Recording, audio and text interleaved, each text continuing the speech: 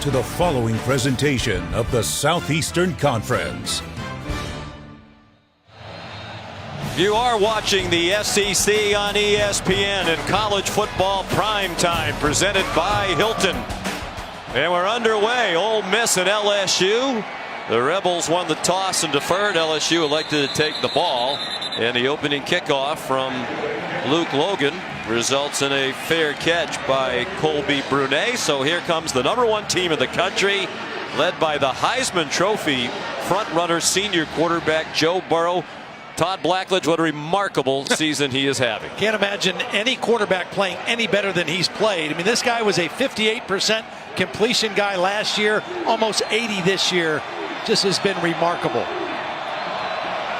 LSU 9-0, #1 in the AP and coaches poll, and most importantly in the college football playoff rankings.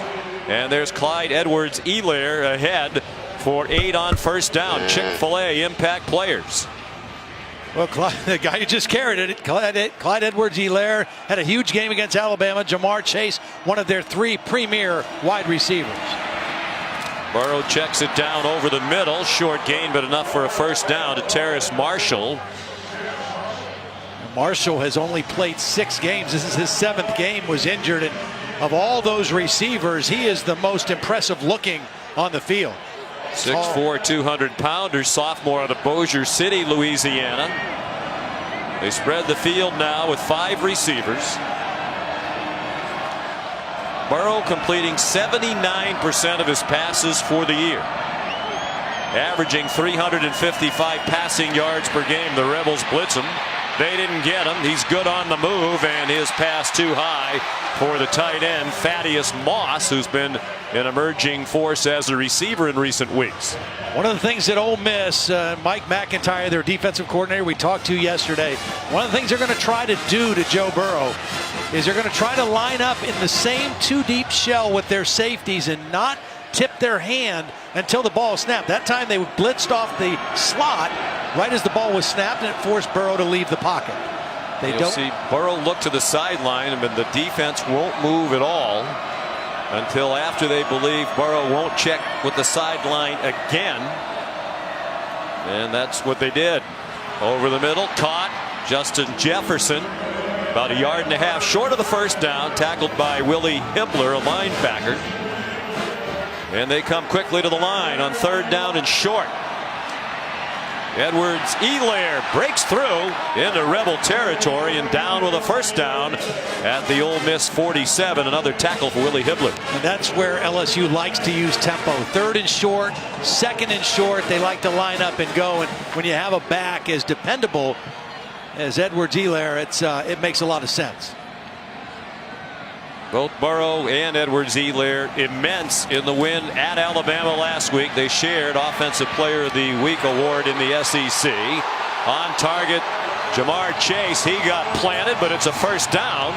Miles Hartfield made the tackle, but LSU, no sign of a hangover from that win in Tuscaloosa. Briskly on the move on the opening possession of the game. Joe Burrow he's so calm, so confident, knows where he wants to go with the ball the majority of the time. 22-year-old transfer from Ohio State eluded the rush, lofts it deep for a touchdown. Jamar Chase. And you mentioned it, Todd. He's so poised under pressure. Looked for sure like that was going to be a sack, and instead it turned into a 34-yard touchdown. Well, there was a blitz off the edge. It doesn't rattle Joe Burrow.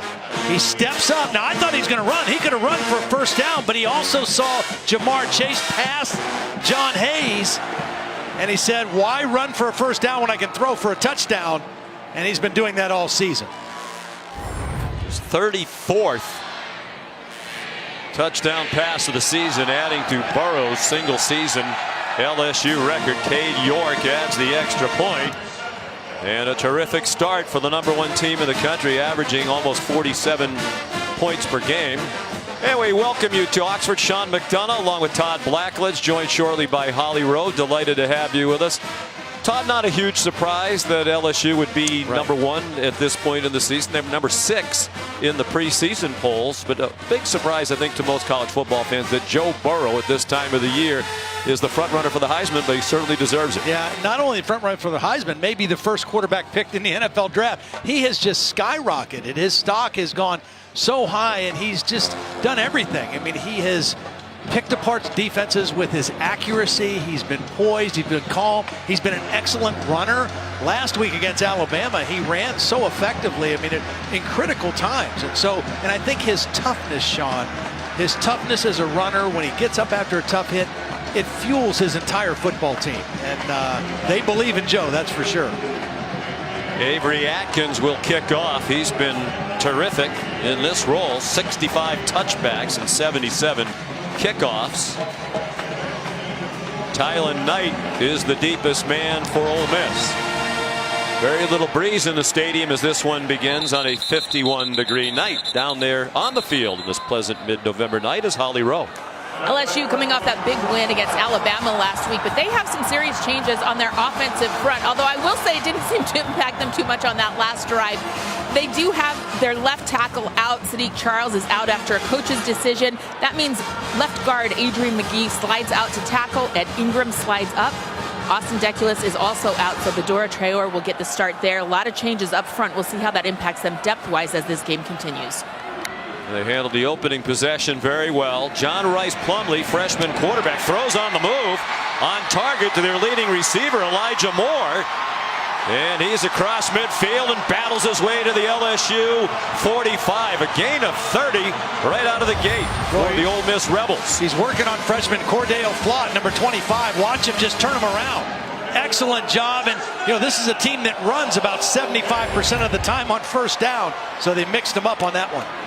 The leading rushing team in the SEC are the Rebels. Jarian Ely got popped by Jacob Phillips, but still got about 6 on first down. Here's John Rice Plumlee, true freshman from Hattiesburg, about 4 hours south of here. Outstanding runner. 777 rushing yards this season. And right on cue, here he comes again inside the 30, out of bounds at the 25, 13 yards on the run for Plumlee. That's not only the most yards by any quarterback in a season here at Ole Miss, but it's the most rushing yards by any freshman of any position at Ole Miss. He has just infused so much energy and spark to this offense with his running ability, and the better he gets as a passer, the better this offense is going to be. They like to go quickly. It's Jarian Ely, another fellow true freshman. And like Plumlee, a two-sport athlete, they will both be on the baseball team when the football season is over. Ely, a top baseball prospect. They both went and took some swings in the batting cage on Monday. Right. Unbelievable. Starting in an SEC game against the #1 team in the country on Saturday. Off to an impressive start. Plumlee, a wobbler, incomplete. That is the problem. They can't always complete passes even when receivers are open. The throwing of Plumlee is still a work in progress. It is. He's a kid who threw for a lot of yards in high school, but it's just different. The game is different. It's much faster. And when you get those open guys like that, especially in the red zone, you got to capitalize. And that's one that John Rice Plumlee wishes he had back. 3rd down and 6. Most teams are passing down, not necessarily for Ole Miss. Plumlee, chase, looking for somebody, has a man, but looks to be out of bounds, and it is. Elijah Moore couldn't catch it. Elijah Moore is clearly the favorite receiver of both Ole Miss quarterbacks. 55 catches coming into the ballgame. The next closest 16 by Ely out of the backfield. And 2 times in a row they tried to get him the football and weren't able to connect. So they'll try a field goal with Luke Logan, who's just 11 out of 18 this season. From the left hash mark, a 38-yard field goal try is off the right upright and no good. So a nice drive bogs down in the red zone, and it results in no points. They didn't quite reach the red zone, actually. No points off the doink off the upright. 7-0 LSU. An eventful first 4 minutes.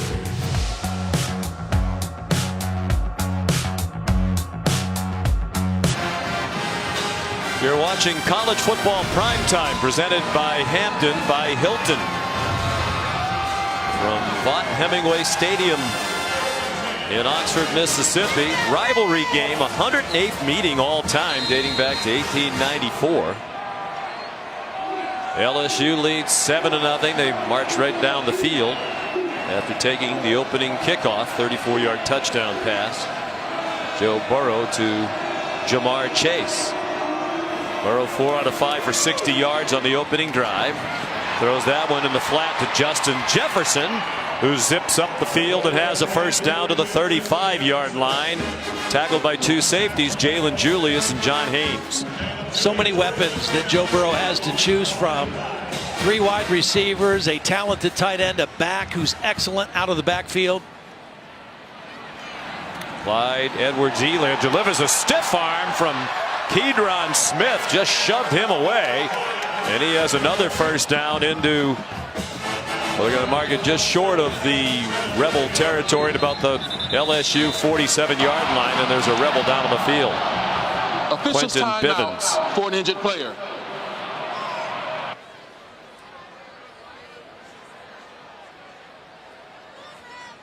Redshirt freshman from Waynesboro, Mississippi. About 3.5 hours from here, the same hometown as his fellow defensive lineman, their standout up front, Benito Jones. As they tend to Bivens, let's check in back in the studio. Here's Matt Berry.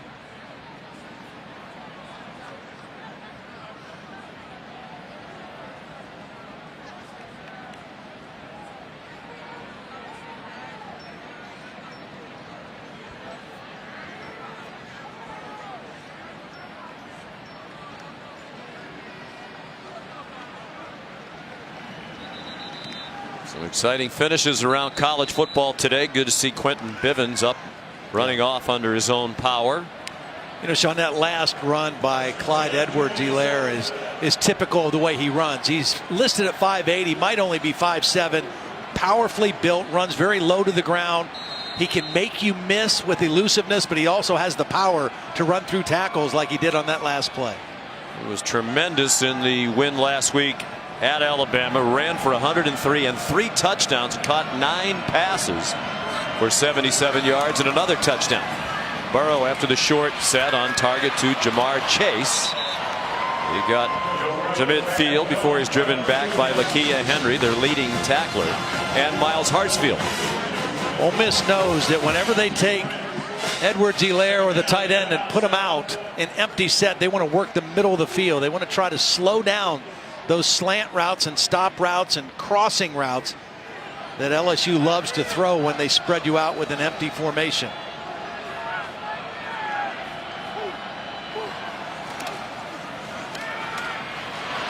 Edwards-Helaire again. You mentioned his stature, his skill set. We both read an article this week. Drew Brees, the Saints quarterback, obviously, who follows LSU very closely, compared him to Mark Ingram. He said he looks exactly like Mark Ingram, and I think that is an apt comparison. Like Ole Miss was lined up offside there. No flag. It doesn't matter, as Edwards-Helaire has a first down inside the 40 of Ole Miss, banged down by Kedron Smith. You know, I think this offense has just gotten better in their running game as the season has gone on. They started off throwing the football extremely well with Joe Burrow and these receivers, but the more this season has gone on, the running game has gotten that much more effective. Offside. Defense number 13. That penalty is declined. The result of the play, first down. James Carter, the referee. There was a flag for that offside against Sam Williams. LSU on the move again, already leading 7-0, and looking for the deep strike again, and it is incomplete. Intended for Jamar Chase. It was a perfect throw. I mean, this was a perfect throw, and there was a little bit of pressure in the face of Burrow, but he was able to still put it over the outside shoulder. Good position, good coverage by Smith, but it was an excellent throw that Chase just wasn't able to come down with.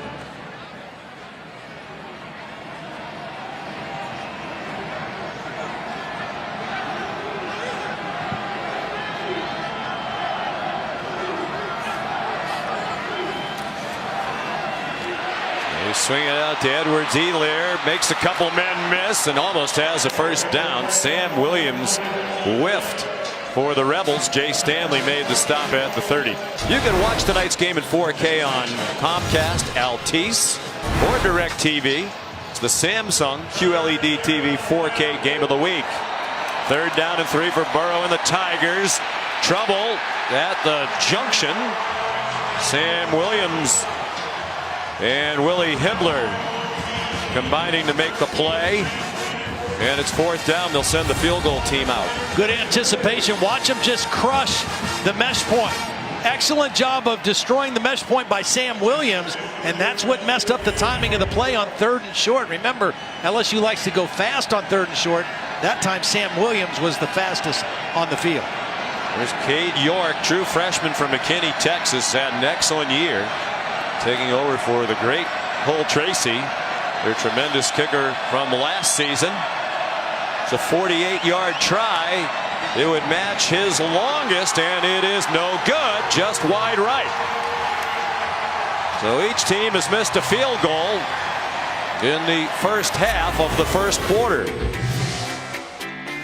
7-0 LSU, trying to win their 11th in a row, dating back to their bowl win over UCF last year.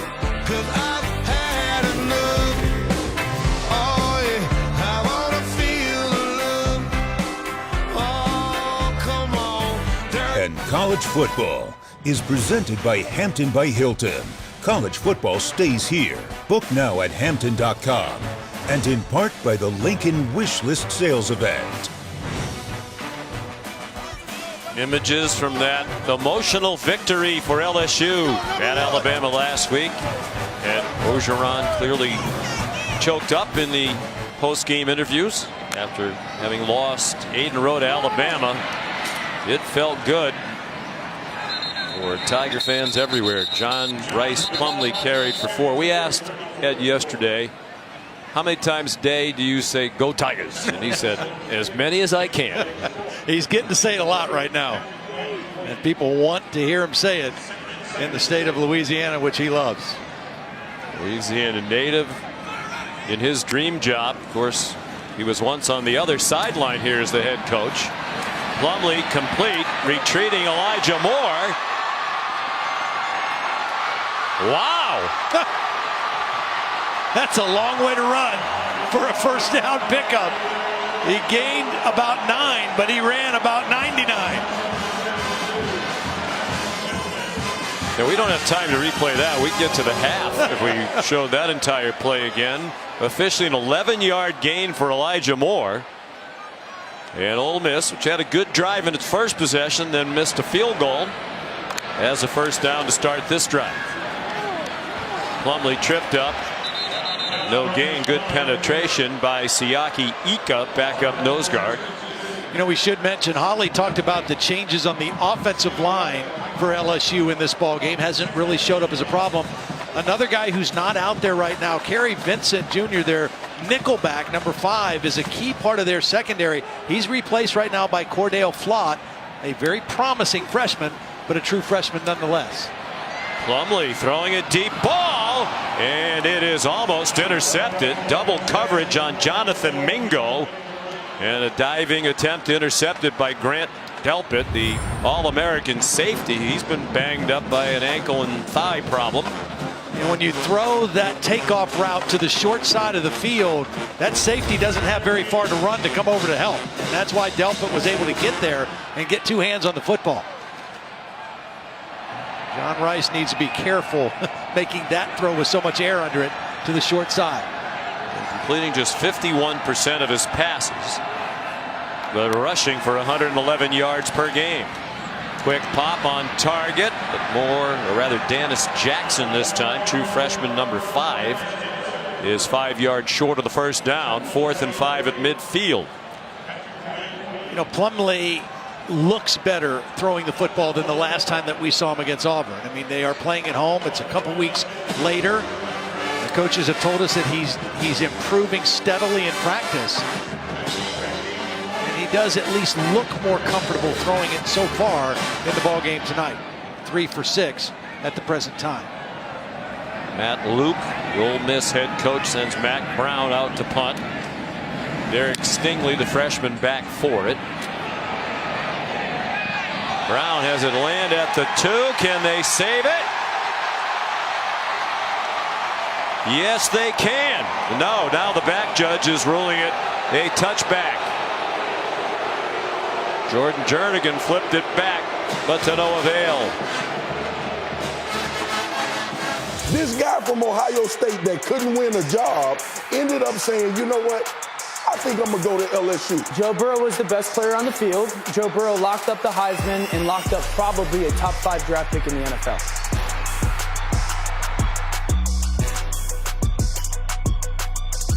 Watching the SEC on ESPN from Vaught Hemingway Stadium in Oxford, Mississippi. Final home game of the season for Ole Miss. They're 4-6.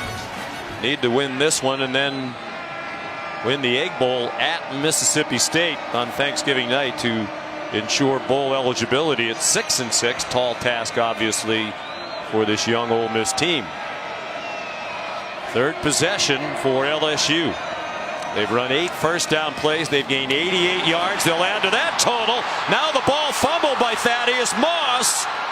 And it looks like he got it back. Keydron Smith knocked it out. But the Rebels did not recover the Moss fumble. Clearly a fumble. He had started a football move down the field, reaches out with the left arm and rips it back in. It was a beautiful throw and catch. And then a heads-up play by Moss at the end. Wind up with 23 yards on the play. Joe Burrow completes more passes in the middle of the field between the numbers than anyone in college football.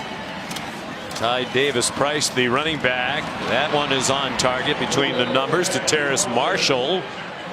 And another double-digit gainer on first down. That's good for 11, and they're at the Rebel 46. Very little pressure on Joe Burrow so far, and when you don't make him uncomfortable, again, he knows where he wants to go with the football, and he's uncannily accurate.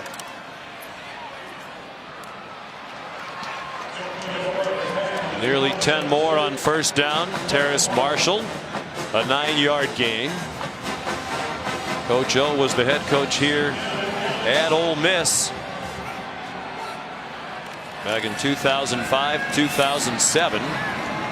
Ty Davis Price straight ahead. It didn't go well for him. Matter of fact, if they win tonight, they'll have more wins this season. LSU with 10, as many wins, 10, as Coach O won in 3 seasons combined here in Oxford. He said he was grateful for the opportunity.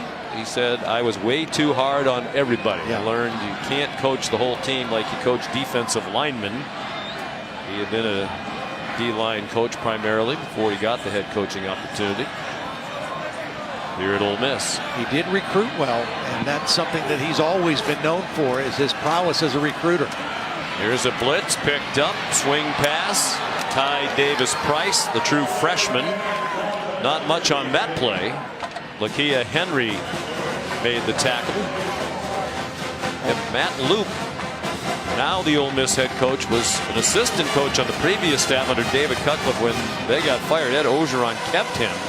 And Matt Luke said, one of the things I learned from Ed Ogeron, very important to emphasize recruiting more than the X's and O's. He said, my focus had always been on the football part. It needed to be more on the recruiting part. And just the relentless aspect of recruiting that Ogeron brought to the staff. 3 minutes to go in the quarter. Burrow on the move, on target, and Moss lunges for the first down, tackled by a true freshman, DeAndre Prince. Well, Thaddeus Moss is a guy, obviously most people know Randy Moss's son, but he missed all of last year with an injury. He missed all of 2017 when he sat out because he transferred from North Carolina State. And he is really starting to come on with this LSU pass offense. He had 6 catches on 6 targets against Alabama last week.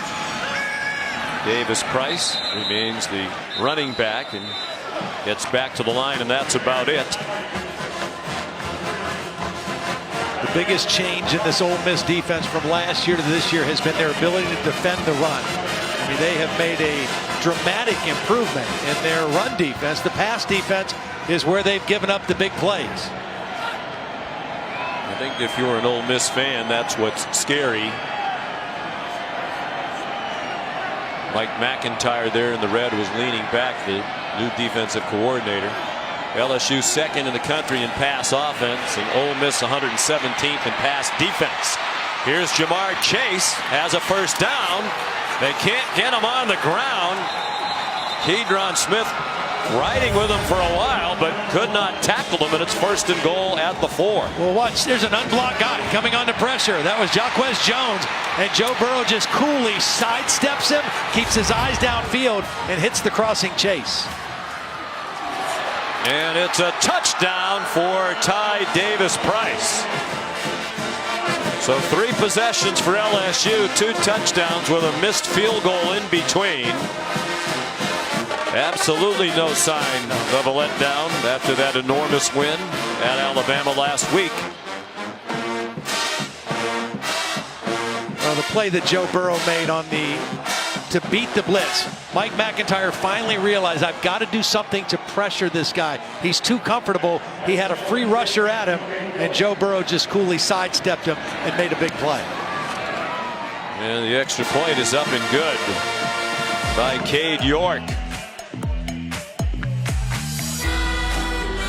4th touchdown of his freshman season for Ty Davis-Price.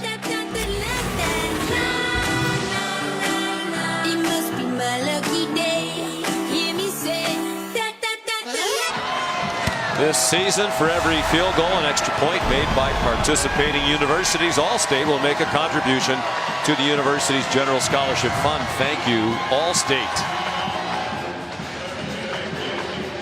Joe Burrow with 156 yards here in the first quarter has now set another mark, the single season passing yardage mark. He's on pace to break every single season passing record at LSU. He broke Rohan Davies' record here tonight for passing yards in a season. Avery Atkins the touchback, and here's Matt Berry.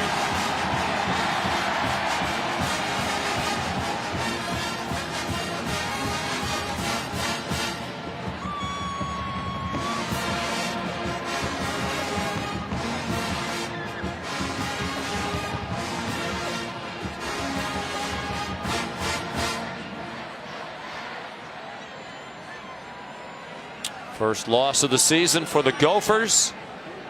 So they have a big matchup with Wisconsin down the road. And there's the mark we mentioned, Joe Burrow.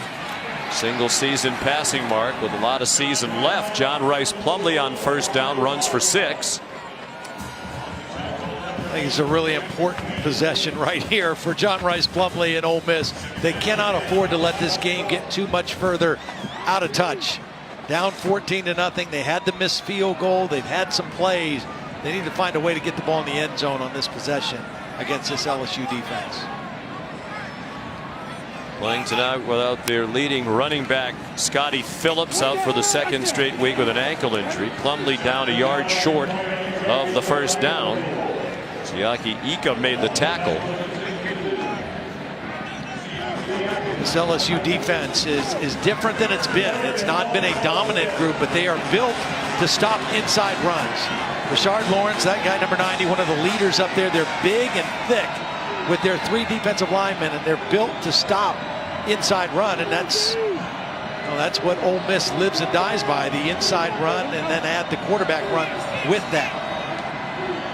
We spoke to Ed Orgeron last night and Dave Aranda, the defensive coordinator. They both seem confident in their team's ability to stop the run, and they stop it there. Jacoby Stevens, the defensive back, up around the line for Coach Aranda on the final play of the first quarter. That is the end of the first quarter, in which LSU had 204 yards of offense.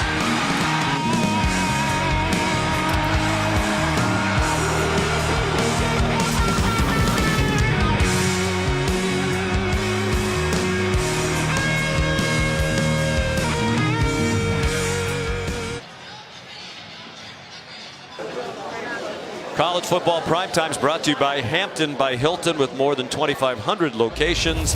You can follow your team anywhere. LSU fans following their team on the road for the final time in this regular season. They'll have 2 home games after tonight's game here at Ole Miss. Mac Brown to punt on 4th and 2 as the second quarter begins, with top-ranked LSU leading 14-0. Derek Stingley back for the punt. Ole Miss calls a timeout. Wow. I wonder if they had some sort of fake that might or might not have been on. Yeah, it has to be that, because they were in timeout at the end of the quarter. You know, Matt Luke told us yesterday they're going to have to take some chances, be a little bit more aggressive. I think that's exactly what they had it called. They didn't get the look they wanted, and they had to get out of it.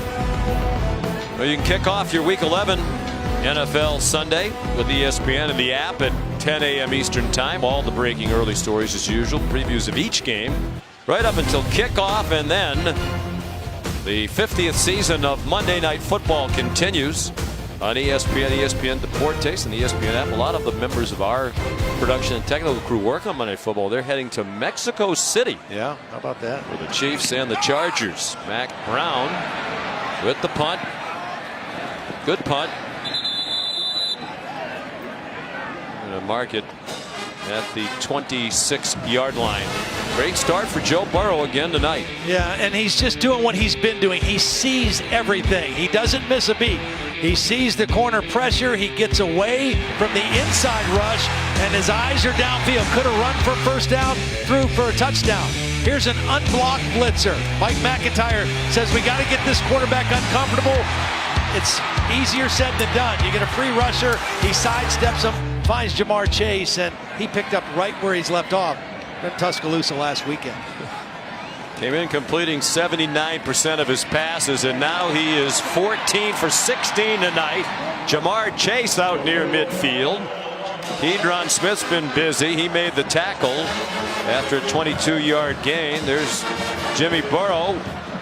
Played at Nebraska, played in the Canadian Football League, then embarked on about a 40-year coaching career, most recently at Ohio U with Frank Solich. He retired as the defensive coordinator last year to come watch his son play. Actually started out playing here. He's from Mississippi. He played here and ended up transferring to Nebraska. I had a chance to visit with him today before the game over in the Grove.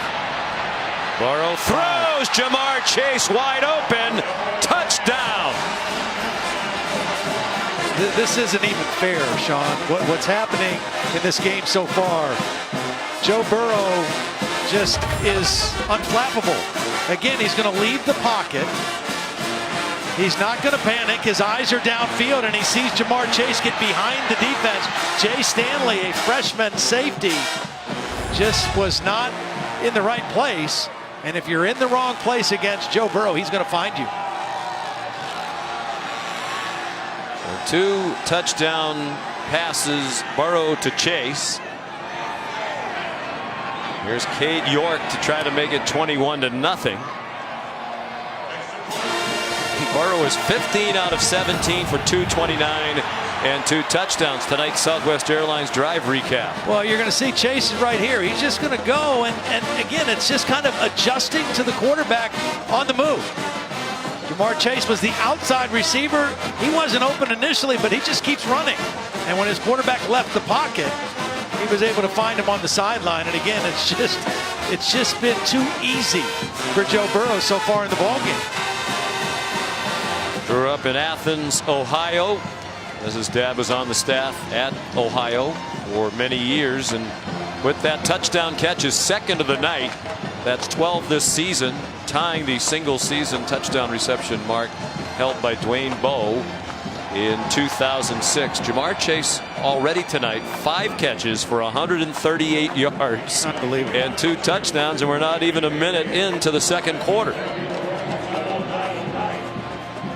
You know, I mentioned talking to Joe Burrow's dad, and you can just see and just feel, and talking to him and his mom, they're living the dream. I mean, this is a dream come true, to be able to not only watch their son play, but to watch him and this team play at the level that they're playing. Tylen Knight returns the kickoff from Avery Atkins, and a good kickoff return Out to the 30-yard line. Here's Matt Berry. You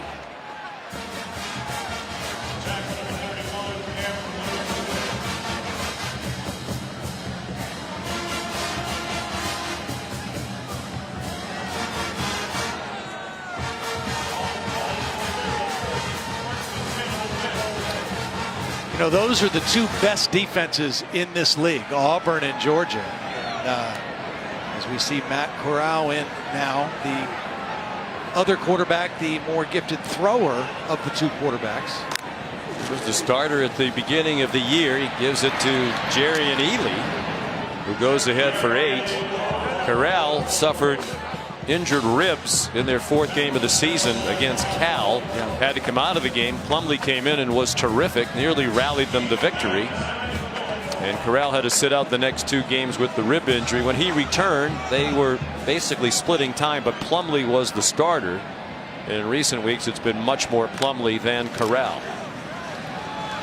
Well, they'll run the same plays, call the same plays. The biggest difference is they won't have as many designed quarterback runs with Matt Corral. Rich Rodriguez knows that, you know, that is, he saves those for John Rice Plumlee, but Matt Corral can run the offense and you don't have to change the plays other than those by design quarterback runs. Rich Rodriguez, first year as offensive coordinator here after 6 years as head coach at Arizona. Says he's enjoyed it very much. There's the throwing ability of Corral on target to Elijah Moore. They've moved the ball in spurts here in the first half, and that one was tackled by Cordell Flott after a 13-yard gain. Very similar play to we see LSU run. It's an RPO, the line's blocking run, and they run the slant behind it. Ely tackled by Jacoby Stevens, but that's about 10 more, and the Rebels are on the move again. I think this is good, going with Corral, the better passer, and also trying to get the ball on the perimeter, not try to run inside where you're outmanned. I mean, this is a pretty good offensive line with Ole Miss, but they're smaller in comparison to this defensive front of LSU. Get your speed out on the perimeter. The previous play is under further review for the spot on the field.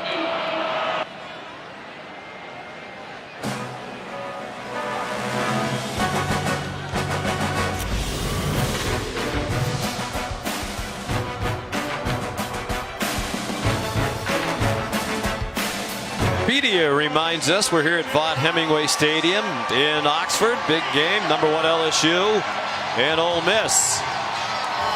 This season, Taco Bell is celebrating student sections, passionate fans, by awarding the Live Moss Student Section of the Year. The runner was short of the game. The ball will be placed at the 35.5-yard line, where it would be second down. The Ole Miss Rebel Student Section already on the national watch list. Go to ESPN.com/Taco Bell to see how your school can compete, or get the committee's attention by using hashtag Live Moss Student Section Contest. You heard James Carter, the referee. They moved the ball back a little bit. It's not a first down. It's second and about a foot. And that's about all Snoop Connor got, but enough for the first down this time, just inside the 35-yard line. You know, you mentioned earlier that Scotty Phillips, their veteran running back, not playing in the ball game, has been banged up for the last couple weeks. They really miss him on those short yardage plays. They got the first down there, but he's a little bigger, a little more mature physically. Runs with a little more pop behind his pads than the 2 freshman tailbacks they have. They have both of the freshman running backs in the game together now, Ely and Connor. It's a reverse for Elijah Moore. He's in trouble and did well to get back within about 3 yards of the line of scrimmage. Patrick Queen among the Tiger defenders, and he's a little slow getting up, number 8.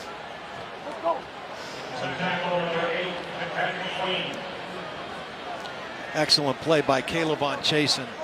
Chason also, I mean, he really stayed at home, played discipline, and forced that play inside. Matt Corral from Southern California, Long Beach Poly. His throw too high for Jonathan Mingo, with the true freshman Derek Stingley in coverage. Stingley is out there on an island most every game. I mean, they play a lot of press man-to-man with their corners. Both Christian Fulton and Derek Stingley. Dave Aranda, defensive coordinator, that's his style.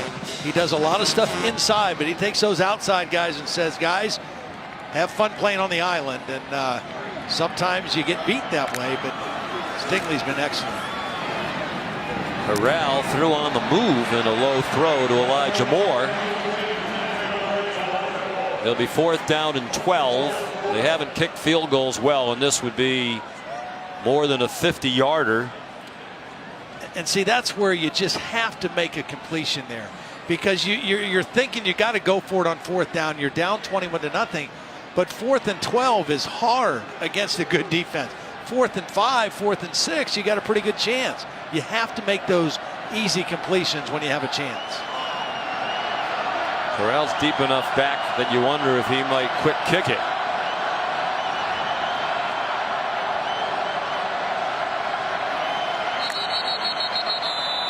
And he didn't get the playoff. Play clock ran out on him. Delay of game. Offense. 5-yard penalty. 4th down. Now you have to punt it.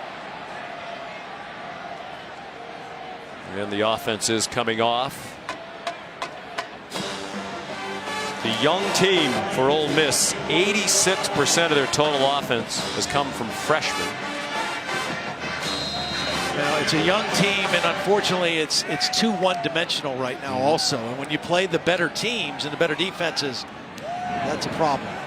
Mac Brown trying to pin the Tigers deep. And a bad bounce. It hit and skipped too quickly for Tylen Knight to be able to down it. Here's Holly. Guys, a lot of people wanted to know how this LSU team would react after that big win. Everybody was sky high with the win over Alabama. But Ed Orgeron did something Monday. It's called Tell the Truth Monday. He wanted them to see that they played a good 30 minutes of football, but they had plenty to clean up after that win, giving up 41 points. The team I see here on the sideline is very businesslike. Joe Burrow, after that last big touchdown, just came over, gave a head nod to Ed Orgeron. Not a lot of celebration. Very workmanlike attitude over here. Yeah, you can see it. I mean, they are not missing a beat. They're missing a few players, but they're not missing a beat. The guys that are playing. 6th catch already for Jamar Chase. Short gain. You know, I talked to Joe Brady on the field before the game. The young, up-and-coming coach, came from the New Orleans Saints, spent a couple years with Penn State, and he loves just the way Joe Brady is approaching the game. There's Justin Jefferson on the last catch. Here is Clyde Edwards-Helaire.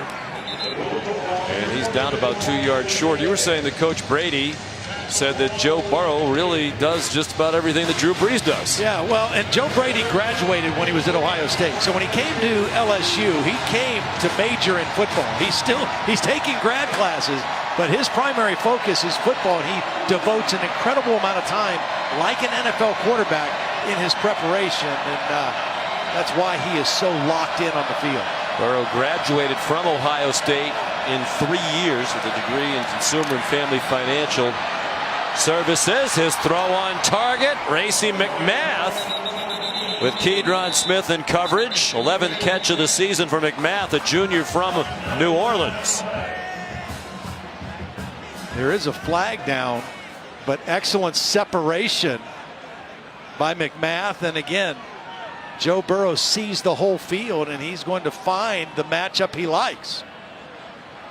There's just no slowing him down right now. 17 of 19 now. Almost 300 yards in the first half. The ruling on the field is a completed catch. Sideline interference against the defense. The official ran into a member of the coaching staff. 15 yards added to the end of the run. First down.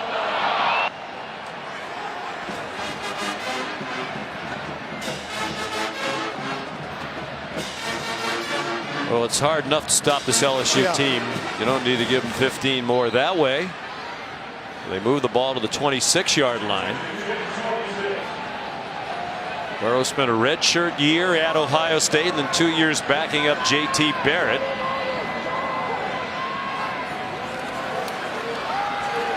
He fakes the handoff. Wow.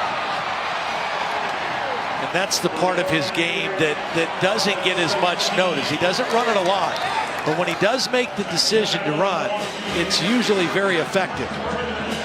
He's a terrific athlete. He was an all-state point guard in basketball in addition to being Mr. Football in the state of Ohio in high school. 6'2", 216 yards, 216 pounds. Obviously excellent size. And he's athletic. He is tough. He is competitive as can be. Terrific leadership ability. He isn't lacking for anything, it would seem. Clyde Edwards-Helaire got him down to the 12-yard line, to the point now where when the season began, our Todd McShay and most other draft experts had him perhaps as a third-day pick, fourth round or higher. Now it's possible he could be the #1 pick in the draft in the NFL next year. Justin Jefferson will win that race. Touchdown LSU.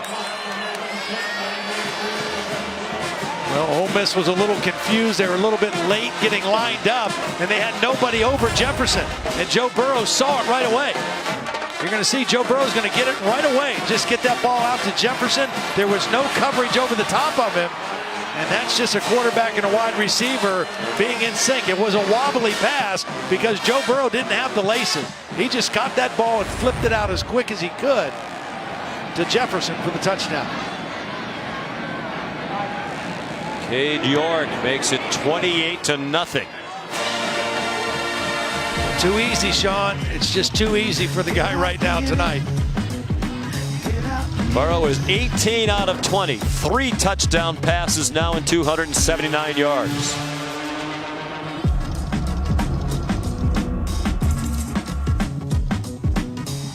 ESPN College Football, brought to you by Goodyear, celebrating those who rise above. Goodyear, more driven. And Mazda, feel alive. Ed Orgeron through the years, was once the head coach here, now in his dream job for Rose, Louisiana. Third full season as the head coach. Took over when Les Miles was let go 4 games into the 2016 season. Avery Atkins, Tyler Knight will down his kick. The Disney bundle is now available. You get ESPN Plus, great content like NFL Primetime, UFC, NHL, and the 30 for 30 library, and you get Disney Plus and Hulu. It's an amazing package of movies, sports, and shows. Go to ESPNplus.com to sign up now.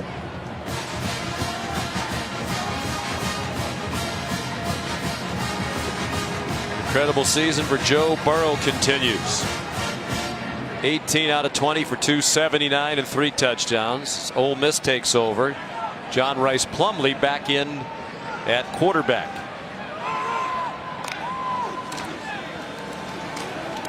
He handed it off. Great speed right here. He's a big playmaker, and he's making a big play. All the way down to the 25-yard line of LSU. Well, this is the counter play. They're going to pull the backside guard and tackle and just slip in behind there with Ely. Kick out and a lead through, and then the speed does the rest. First blocker kicks out the edge defender. The next blocker leads up through on the linebacker, and Ely shows his speed when he got in the hole. 49-yard run. He's had 3 rushes of 50+ this season. That's 5th most in the country. Here he comes again inside the 20. When we spoke with Coach Orgeron yesterday, he said things have gone well, but we need to play better defense, and we need to be better on special teams to really get to where we want to be. Yeah, and play 60 minutes. You know, and Holly mentioned that earlier, that they felt like 30 minutes they were fantastic last week against Alabama. They were outplayed in the second half in a lot of ways. Outgained, outscored. They gave up 28 points in the second half. Gave up a long punt return. John Rice Plumlee scurries out of bounds. They're giving up 22 points per game. The LSU defense, that's 36th in the country. They're 33rd in the country in total defense. Certainly the defense lagging behind what the offense has done. Well, this has just been, I mean, just such a different LSU offense. They've never had offense like this. They've had great defense, haven't had this kind of offense. Plumlee showing that rushing ability that has led to a historic season. And it looks like he has a first down near the 3-yard line. Same play, the counter. Nice job that time also by the center. Getting a nice block on that big nose guard, opening up that counter play, hit inside that time. Plumlee with the good read.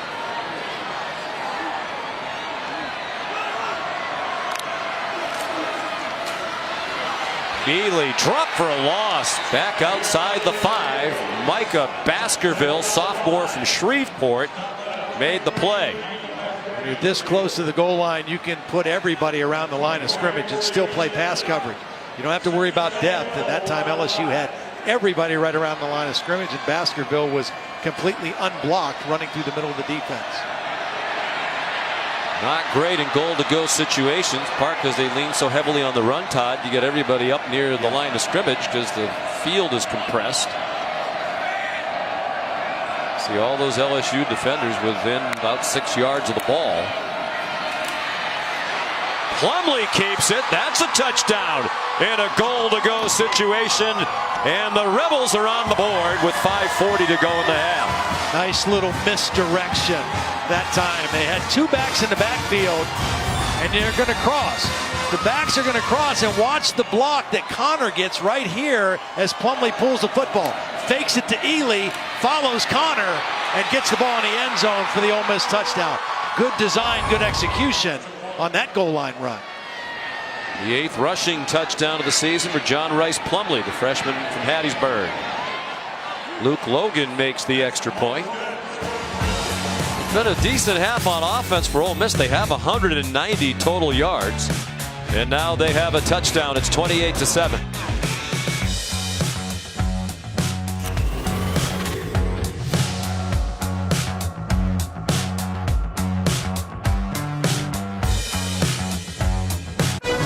Prime time's available Sunday through Wednesday only on ESPN+.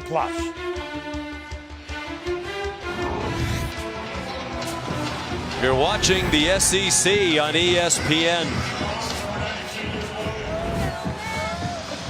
LSU leading the SEC West, tying a date with Georgia in the conference championship game in Atlanta. The Bulldogs clinched the East with their win at Auburn just earlier. Short kickoff. It is bobbled by Torrey Carter. He was able to corral Luke Logan's kick. Back in the studio once again, here's Matt.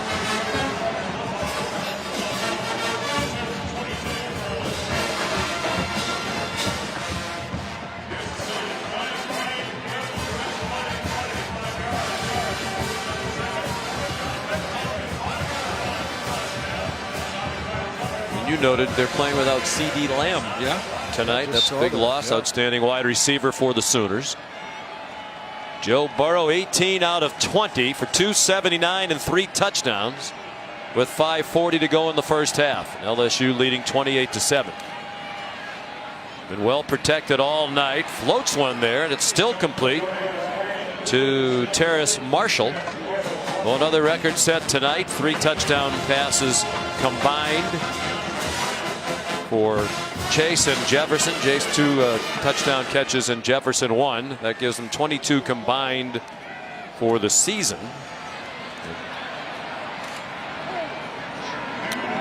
Previous record was set back in 2003. 21 combined, Devery Henderson and Michael Clayton.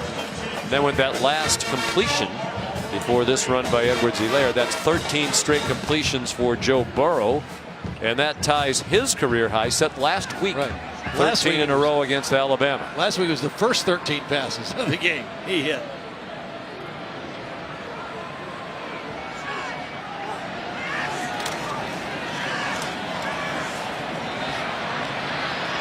Look out. Finally couldn't find somewhere to throw it. Done such a great job of rolling around until someone broke open, but that time Tyrekus Tisdale said, "You're going down," back at the 40. And for a brief moment, he thought about throwing that back across the field to Clyde Edwards-Helaire, and then decided, no, that's not a good decision. Sometimes the defense wins, and go ahead and take the loss. He was sacked 5 times last week at Alabama, but he didn't put the ball in harm's way. Well, it's hard to improve on your completion percentage for the year when you come in at 78.9%, which is on pace to shatter the single season FBS record. But he's done it. He's 19 for 21 tonight. Timeout, 3:58 to go in the half. Number 1 LSU on top by 21. ESPN, home of the New Year's Six and the college football playoff.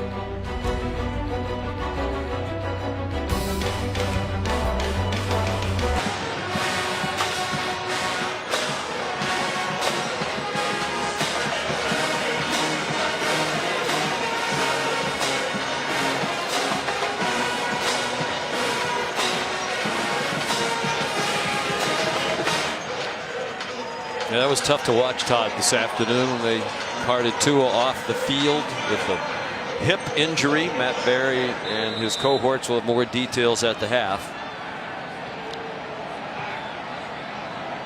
Here it's 28-7 LSU, under 4 minutes to go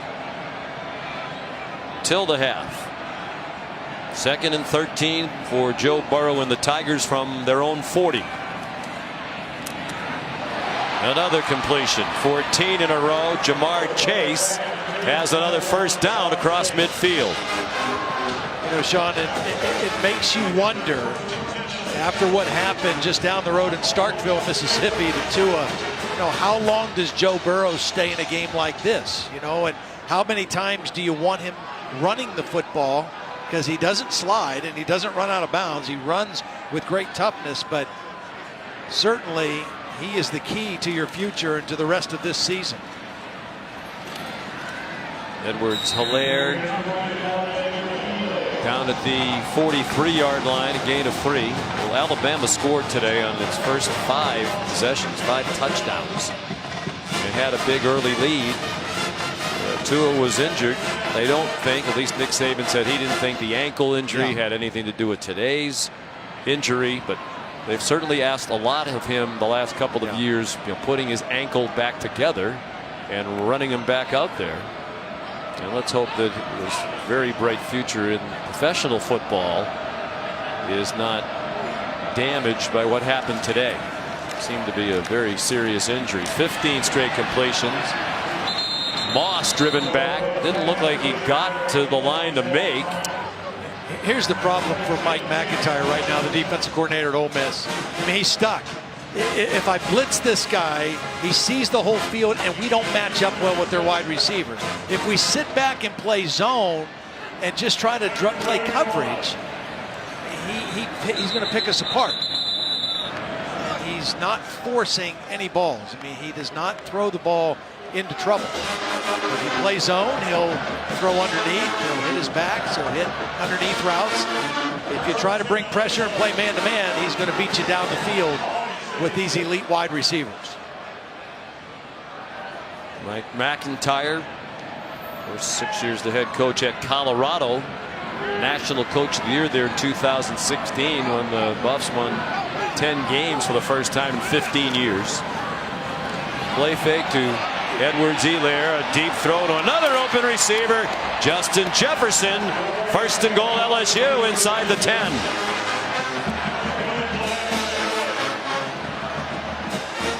Oh, just an interesting formation that time. Holding. Offense, number 81. 10-yard penalty. First down. They like to work out of this bunch set with a tight end and 2 receivers. So here's Moss. He's going to be the guy that gets the holding. Jefferson's going to come all the way underneath and then down the sideline out of this formation. Little delay route, and it's a throwback by design.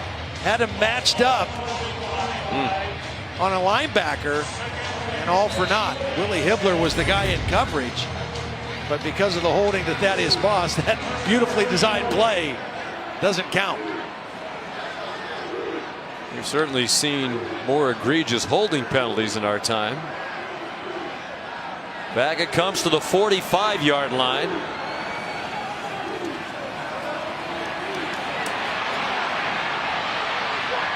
Burrow, such great feel in so many aspects, runs out of bounds and then gets belted on a late hit by Lakia Henry, who will be flagged for that one. Yeah, Joe Burrow gave himself up. I mean, he clearly ran to the sideline, ran out of bounds. Mom and Dad a little nervous about the end of that play. And the officials right there to make the appropriate call. Clearly a late hit out of bounds.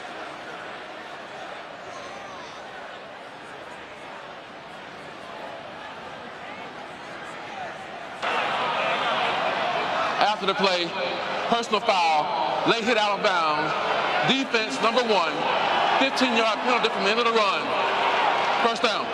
That's the second 15-yard penalty now on Ole Miss that has extended an LSU drive, and that one's not even close to being a clean play. And it goes back to your point. I mean, it's still in the first half. Yeah. But if you're an LSU fan, you hold your breath when you see something like that. Well, the game in Starkville was 35-7 when Tua got hurt. It was a 28-point lead late in the first half. This one is getting that way itself. Blitz off the corner. He got it off to Edwards-Helaire. He's inside the 10. Has a first down. Inside the 6-yard line, first and goal for LSU. The thing that makes this kid so good is he does everything. He can run with power. He can catch the ball out of the backfield. He can make you miss. He picks up blitzes.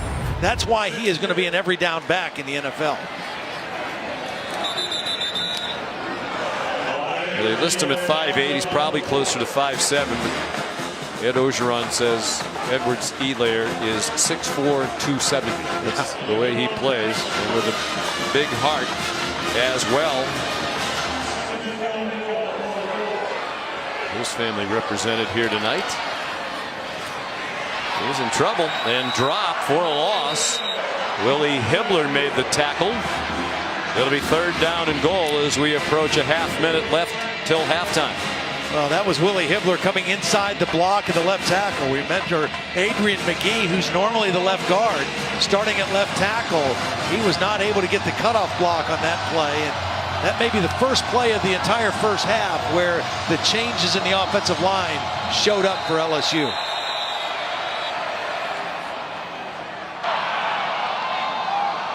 Second charge time out of the half. LSU, 30 seconds. Game clock operator, please put the game clock to 16 seconds. 16 seconds on the game clock.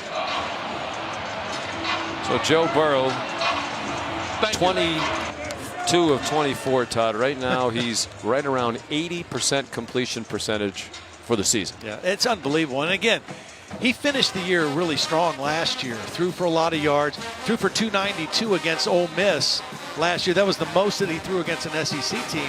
He's now thrown for over 300 yards in 8 ball games as well. And he's completing right around 80%. And it's mind-blowing, you know, just how his numbers have taken off. And you know, Steve Ensminger is the offensive coordinator, the play caller, but I'll tell you what, Joe Brady and what he has brought to Joe Burrow and to this LSU pass offense cannot be underestimated in any way.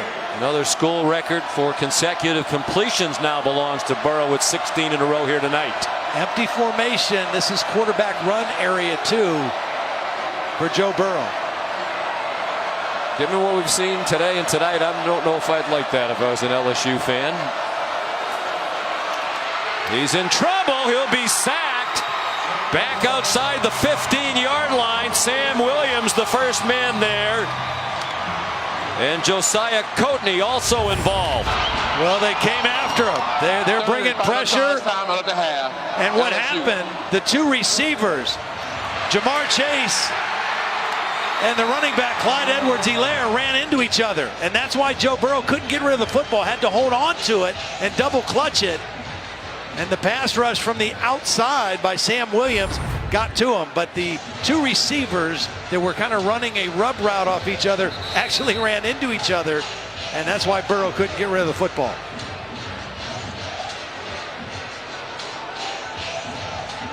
Here's Cade York. Missed from 48, just missed it wide right. This will be a 33-yard try.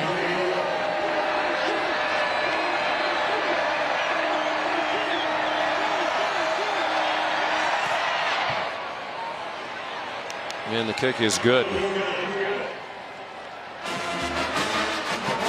Here's why Joe Burrow couldn't get rid of the football. This is a play. These two receivers, one's going to go in, one's going to go out. They want to get as close as they can to each other, but they don't want to run in. And that Hilaire actually got knocked down. It was Ty Rocconi who was able to get pressure and knock down the intended receiver on the inside, Clyde Edwards-Hilaire. And Joe Burrow had to hold the football. Now what's he down to? Joe Burrow's completion percentage for the season right now is 79.87%. So we've rounded up to 79.9.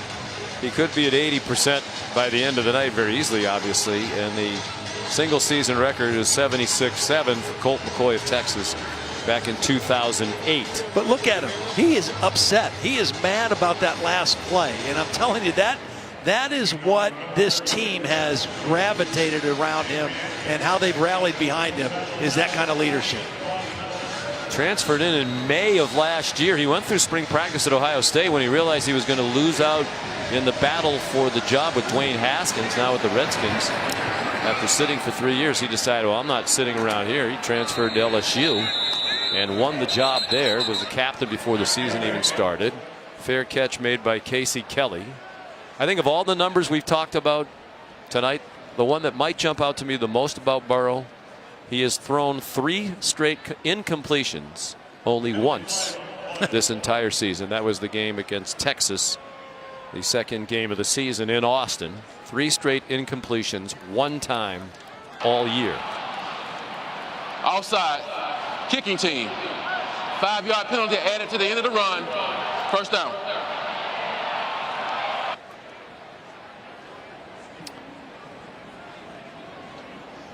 I'm just so impressed with, after the win last week, which was such an emotional win. They had lost 8 in a row to Alabama. I mean, they did things against Alabama that LSU's never done in terms of yardage and points and those kind of things. They came back to Baton Rouge, and it looked like they won the national championship. The crowd that was waiting for them there. Dennis Jackson the catch off the RPO. Patrick Queen the tackle. And it's halftime. Seems like Joe Burrow makes history with every pass. He and the #1 Tigers lead 31-7 at the half. Now back to the studio. Here's the Mercedes-Benz halftime report.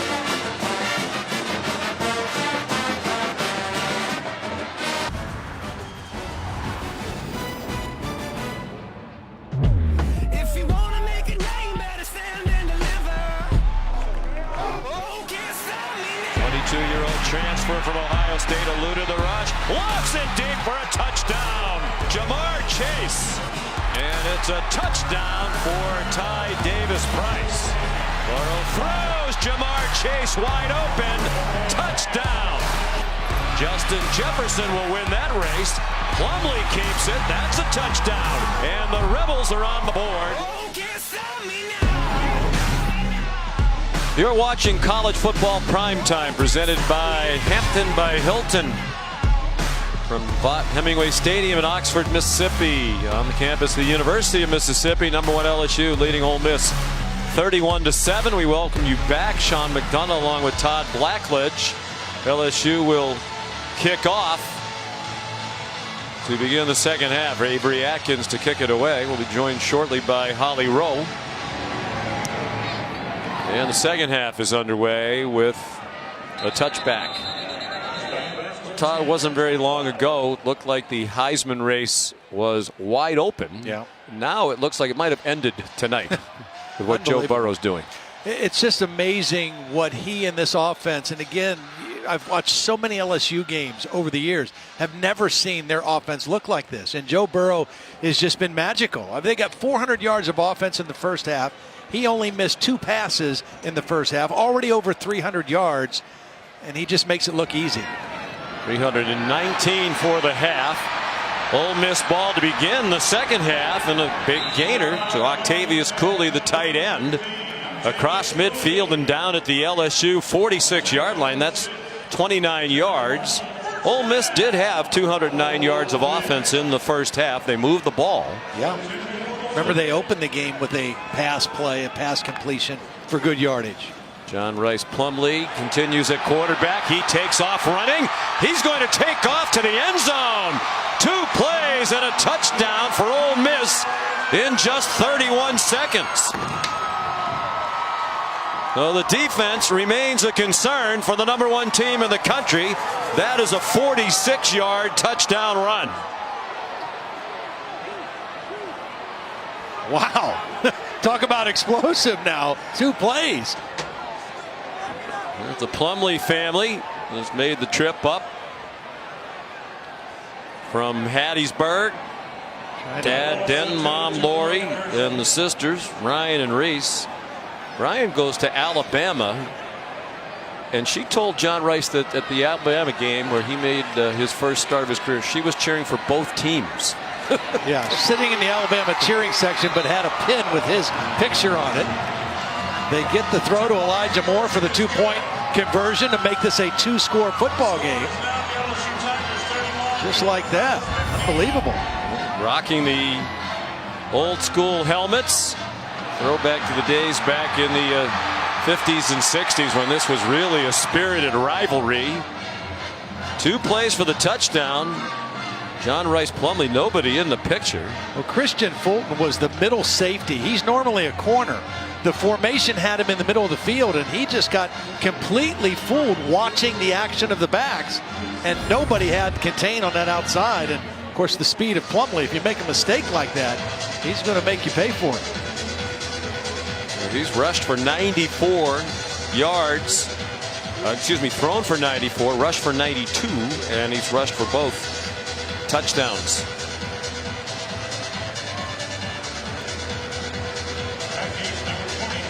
And Matt Luke's team continues to fight. It's been a frustrating season. They've lost 4 of their 6 games by 7 points or less.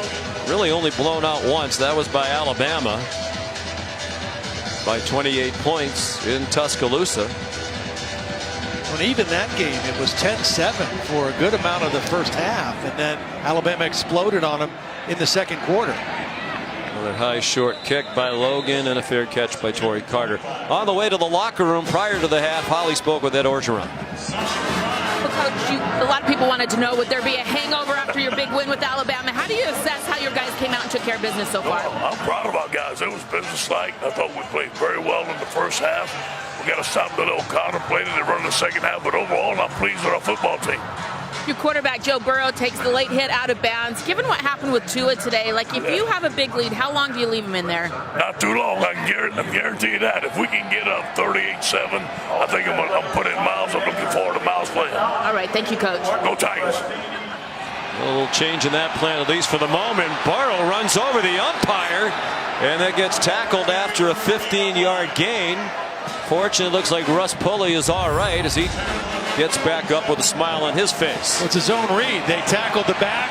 The read tells Joe Burrow to keep it. You don't want to run it a bunch. The umpire gets in the way, gets a fistful of Joe Burrow. So after just hearing the coach say they'd like to get him out of there if they can, the first play is a quarterback run. Now it's a dump off to Clyde Edwards-Helaire, and he's out to the 42-yard line.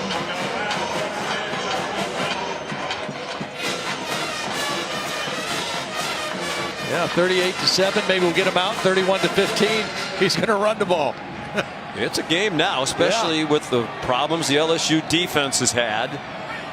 And Ole Miss has demonstrated the ability to go up and down the field here tonight. 2 touchdowns already and a missed field goal. This is not a good plan against Clyde Edwards-Helaire, trying to rip the football off. Number one, you're not going to get it. And number two, you give up extra yards by not getting him on the ground. Alabama tried to do that to him last week, and he just continued to fight forward for more yardage. It's too early in the game to try to rip the football off. Make solid tackles, get them on the ground. Big night for Matt Luke and these Rebels. Senior night, last home game for 20 seniors. That's always emotional. Edwards-Helaire again down to the 40. They have 120 recruits here tonight. They think they're recruiting very well. They believe they've dug out of the mess of the NCAA sanctions, the ugly end of Hugh Freeze's tenure here as the head coach. Bounced back from scholarship reductions. They could use one big win, really bring back the positive vibe around this football program. Some close calls, but haven't been able to do it. And that pass incomplete, just the third of the night thrown by Burrow in 26 throws. Intended for Terrace Marshall, and Jalen Julius broke it up. Here comes a big third down and 7. They got the incompletion. They also got a pretty good hit on Joe Burrow. Knocked him to the ground on that second down play. And a little more energy in the stadium here on this third down play. So 17 straight completions before that incompletion. That is the LSU record. When they put Edwards-Helaire outside, they like to work inside to their key receivers. Edwards-Helaire was widest to the left. They work inside to Jefferson, and he has the first down. Just with a yard or a yard and a half to spare. Miles Hartsfield too late to get there for Ole Miss. And Jalen Julius took a bad angle. He actually was there to make a play, but he undercut the play, took a bad angle, and that enabled Jefferson to get upfield and make the first down. His 6th catch of the night. Jamar Chase has 6. Terrace Marshall has 4.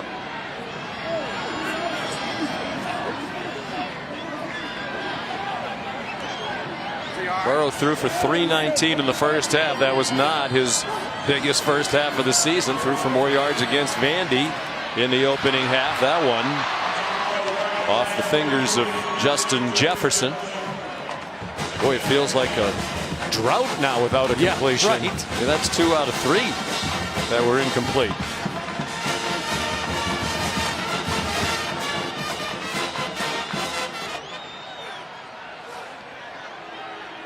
'23rd start in 2 seasons for Burrow. He started every game since he arrived from Ohio State. He's 19-3 as the starting quarterback. 10-3 last year. Fiesta Bowl win over UCF. Trying to get to 10-0 this year. Edwards-Helaire about a yard short of the first down. When they run their zone play, they do a good job with their tight end, Thaddeus Moss. They kind of bring him in and insert him in the middle of that defense. He does a good job of hunting up linebackers. Burrows his way for a first down near the 20. With the 300-yard game tonight, he's thrown for 300 or more now in 10 of the last 13 games. They've had single coverage on Jamar Chase the last couple plays. He's up here to the top. Let's see if they can find it a way to get him the football. 10th play of the drive. Edwards-Helaire wrapped up by Willie Hibbler's had a good night for this Ole Miss defense. Senior from Sardis, Mississippi, out of North Panola High School. He was a tight end in high school. Should mention too, before the half even started, Benito Jones, their best player, was walking to the locker room with a towel on his head. He's probably done for the night, so they're playing right now without their best player on this Ole Miss defense. Yeah, it's a tough end to his home career for Benito Jones, a senior. Mike McIntyre says he'll definitely play in the NFL. Mike would know. Edwards-Helaire ahead to the 15-yard line. Mike McIntyre spent 5 years coaching in the NFL with Bill Parcells with the New York Jets and the Dallas Cowboys.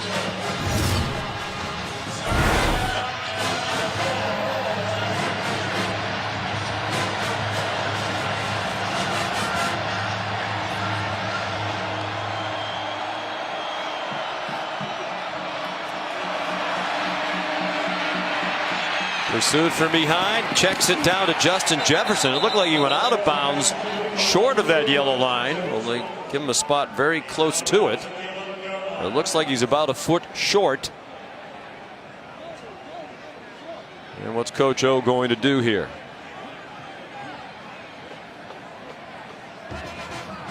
Different formation that time. They had Jefferson in the backfield, motion out of the backfield. He was not the intended receiver. He was an outlet. And Joe Burrow got it to him. That the runner was short of the line of the game. Third down. Fourth down. Correction, fourth down. And the play clock running down, and that shouldn't happen at LSU with all that confusion. First charge time out of the half. No. LSU. Now, to me, that's poor officiating. I mean, in the confusion about what down it is, which the referee contributed to while he's making the announcement, the clock's running down.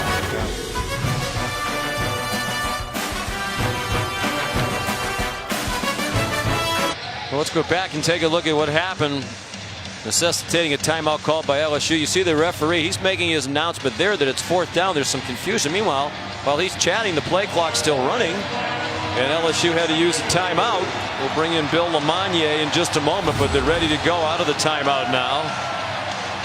And LSU's going to go for it on this fourth down and 1, leading by 2 scores. A field goal would make it 3. 9:42 to go, third quarter. And again, no Benito Jones in the middle of that Ole Miss defense on this fourth and short.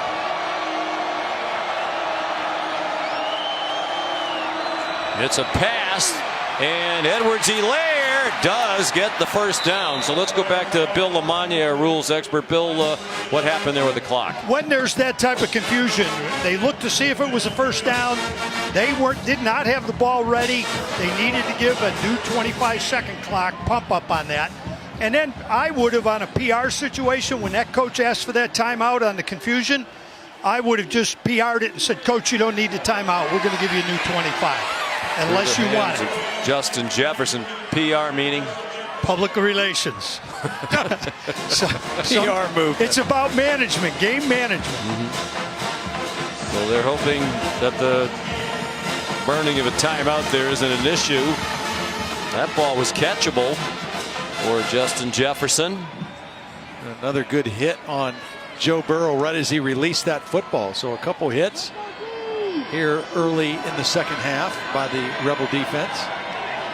More incompletions here in the opening moments of the third quarter than he threw in the entire first half. Edwards-Helaire stacked up at the 9-yard line. Holly? You guys, Ole Miss defense making a nice defensive stand right here, despite being without their best defensive lineman, Benito Jones. He went to the locker room. He has had a head injury. He will not return to this game. He came out after halftime, tried to go through a warm-up period, but it was not to be. Well, that's a big loss. I mean, he's a really good player and a disruptor on the inside. Josiah Coatney has played inside. He's typically an end in their 3-man front, but he can play inside. Third down and goal. They're just inside the 9-yard line. Mike McIntyre brought a blitz. Looked like one of the blitzers had his face mask grabbed. There is a flag down, and the pass incomplete for Thaddeus Moss. I think they're going to get a hands to the face on the right guard, Damian Lewis. They grabbed Jacquez Jones. Holding. Offense, number 74. That penalty is declined. Fourth down. That's the Dara new. Traore, who is the right tackle, stepped in as the starter tonight for Austin Deculus. I think 68 had a hand to the face. There's the hold on Traore. 74 just kind of spun his man around as he was going after the quarterback, and that's a win for Ole Miss. That's a win for their defense. Good field goal here. Again, a 3-pointer would make it a 3-score game. 27-yard attempt for Cade York. 1 for 2 tonight. He's 2 for 3 tonight. 8:19 to go in the third quarter.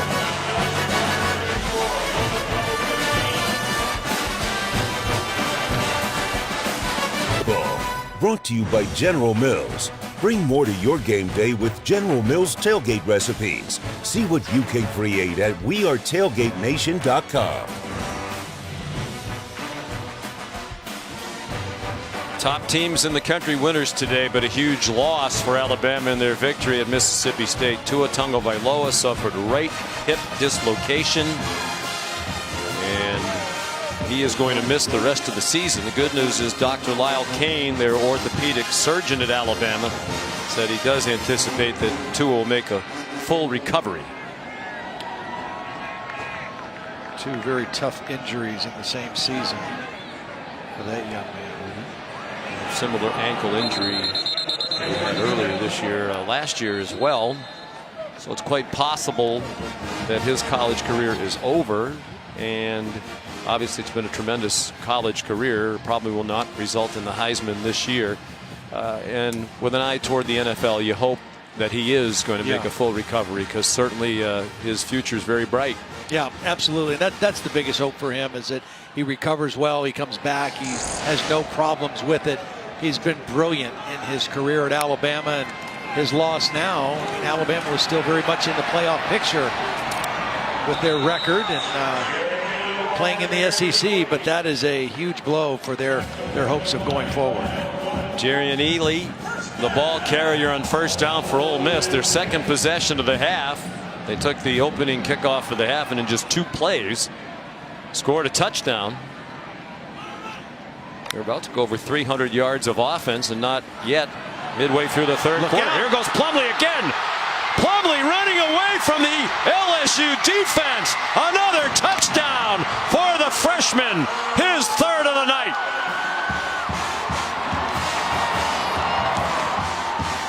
This is that same counterplay that Coach Orgeron was talking to Holly about. Got to do a better job of it.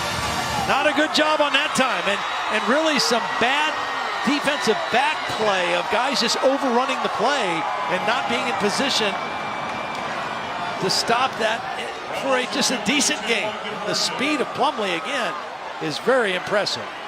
That was a 60-yarder. He had a 46-yarder on their first possession of this half. They're going to go for 2 again. Make it an 11-point game where a field goal and a touchdown 2-point conversion could tie. Design run for Plumlee, lunging, and gets there for the 2.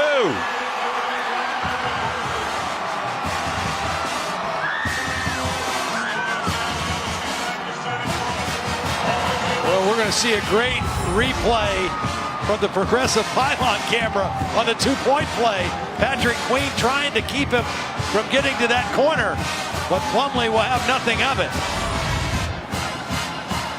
The touchdown, again, it's the counter play, quarterback counter. You're pulling guard and tackle, but watch the safety right here just be completely out of position. Jacoby Stevens and Grant Delpit just get out of position, take bad angles to the football, and then that speed. Once he gets to the second level, you're not going to catch him. Rich Rodriguez loves it. Calvin McGee giving him the high five. He's been with Rich Rod for nearly 2 decades. Several different stops coaching the tight ends here. What a player he is. John Rice Plumlee wasn't even the starter. Didn't play in the first 4 games. And we talked to Ed Orgeron last night. He said, yeah, Ole Miss probably caught a break when the other guy got hurt. No disrespect to Matt Corral, but there's been a better offense since Plumlee became the starter. And the thing about him, he's fast on film. You see it. He's faster on the field. And when you see defensive backs like LSU's take bad angles and not be able to get in front of him, that's when you really realize how fast he is. LSU is very much in a game here. Another fair catch by Torrey Carter. Here's Matt Berry.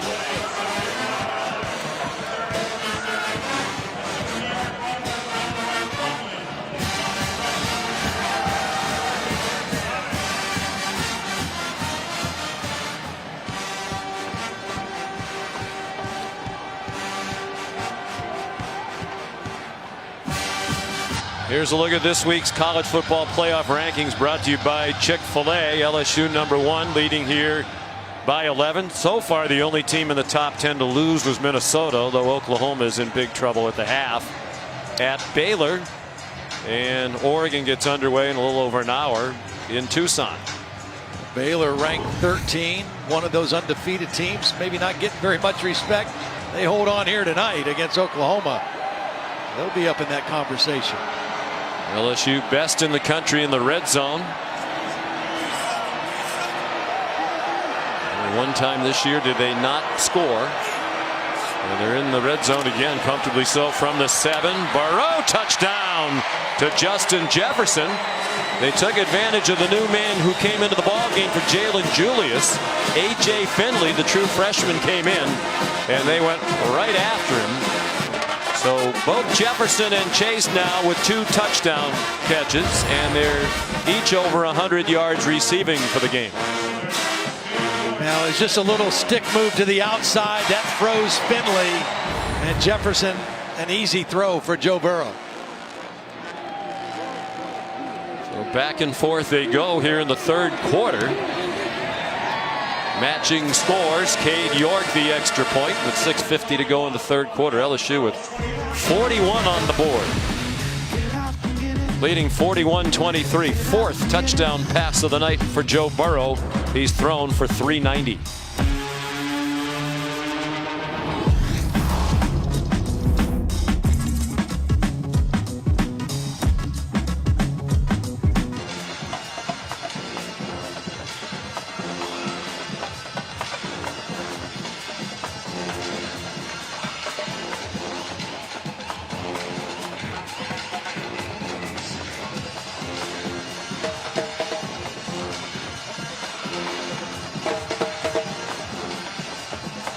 Pac-12 making a strong move, try to get in that top 4 in the college football playoff rankings. Utah and Oregon each still with 1 loss. Avery Atkins a touchback. John Rice Plumlee, here's the effect he has in this run game. This time on the keeper, and then watch the counter. Again, good read. Once he gets those shoulders north and south, I mean, you're just not going to catch him. He just has that type of breakaway speed, but he also opens up things for other things, for other players. Ely gets a nice run because there's so much attention inside on the potential of Plumlee running. Over 150 yards now for John Rice Plumlee. Gives it off that time. Jerry and Ely, they are gashing the LSU defense on the ground. That is 23 more and another Ole Miss first down. Well, that's the play we just showed you that was drawn up. I mean, you've got Plumlee running inside, and you've got Ely on the perimeter. And if whatever the decision is by the defense, it's wrong. Well, the previous 2 possessions were 2 plays and a touchdown. Can Plumlee do it for the 3rd time? No. They're ready for him after a 1-yard gain.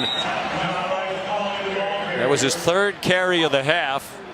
The first 2 were 46 yards for a touchdown and 60 yards for a touchdown. They're up to 266 on the ground. They're the leading rushing team in the SEC, averaging 247 per game.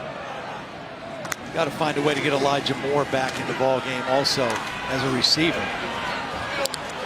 Ely to midfield. That'll bring up 3rd down and 7 for the Rebels. Neil Farrell made the tackle. Ely, a terrific football player, but he says, I have no interest in a future in football. I am first and foremost a baseball player. Well, we are told he might have been a very high draft pick in the Major League Baseball draft, but he made it clear he was intending to go to college. He'll be an outfielder in Mike Bianco's baseball team. Plumlee throws an interception. Picked off by Kerry Vincent, who looks plenty healthy on this return, and he's chopped down inside the 30-yard line. Well, remember, Kerry Vincent didn't start the game. They weren't sure if he was going to be able to play. He's matched up on Elijah Moore in single coverage and makes a great play on the ball. He's the nickel. He plays a lot of man-to-man. That's their #1 receiver, Elijah Moore, and he just undercut the route and made a play on the football. A bad decision by Plumlee, certainly. Just his 9th pass attempt of the night and his first interception. For Kerry Vincent, the junior from Houston, his 2nd interception of the season. And you just kind of know. Possession, unsportsmanlike conduct of the intercepting team. Number 51. 15 yards from the end of the run. Automatic first down. Correction, the player was number 5. It was Vincent who made the interception. He limped off a couple of times last week at Alabama, and then he didn't practice this week until Wednesday. Was a question mark. He's a speedster. He's been on their track team, was part of their 4x100 meter relay championship team back in 2018, the SEC. Ripped his helmet off at the end of the play. Burrow did well to hang on to the ball. It was Keydron Smith, the cornerback, there to drop Burrow for a sack. Great job by Keydron Smith, not giving up on the play. He was initially picked up by Clyde Edwards-Helaire, but he kept fighting. That was a 3-man route. They had max protection trying to get a big play down the field, and the corner blitz got to Joe Burrow. We're backing up the penalty, and now the sack. Third time Burrow's been sacked tonight. Jalen Julius, who left earlier in this quarter, went in the medical tent, is back in at safety for Ole Miss.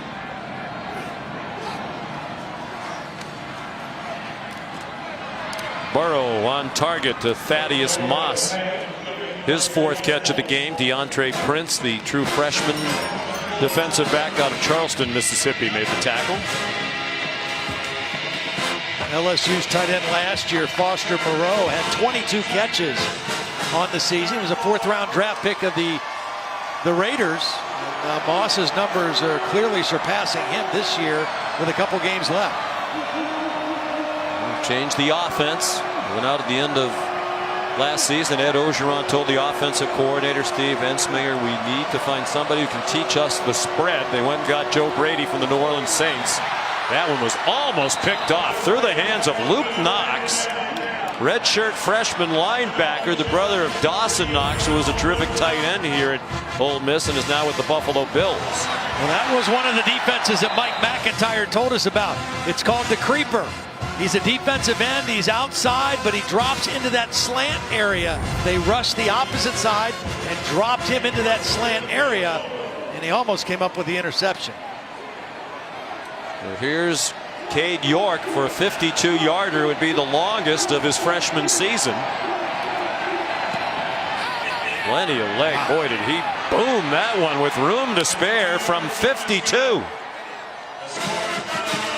He'd only tried one of 50 plus prior to tonight. He missed a 53-yarder against Utah State, but he bombed that one through. Good snap and hold. Blake Ferguson and Zach Von Rosenberg involved in those parts of the operation. And it's 44-23.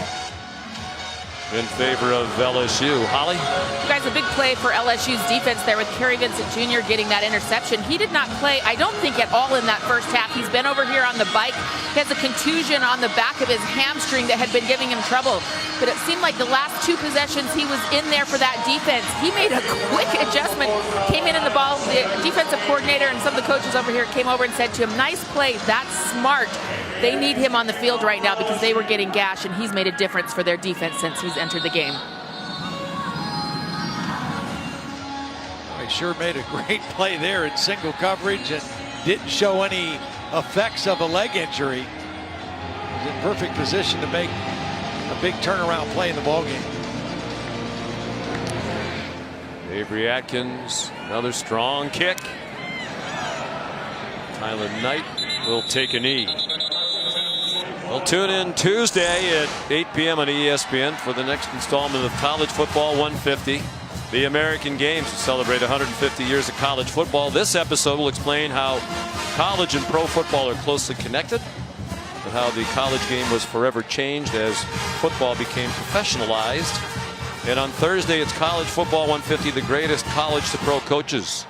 It's not every great college coach can also succeed in the pros. The panel debates the top 11 coaches of all time who have succeeded in both the college and pro ranks. Saw Archie Manning here tonight, Ole Miss royalty. John Rice Plumlee I think he's Southern football royalty. He's just royalty. He is. Wherever he goes. He and Olivia are two of the finest people that I have ever met. Never known. We're told Eli Manning was going to be here tonight. Eli and Cooper and their families, I think, were both here.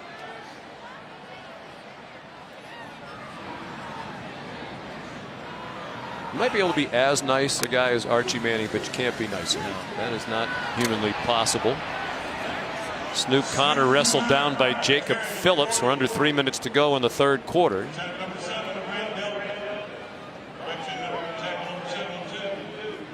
Of course, the Mannings from New Orleans.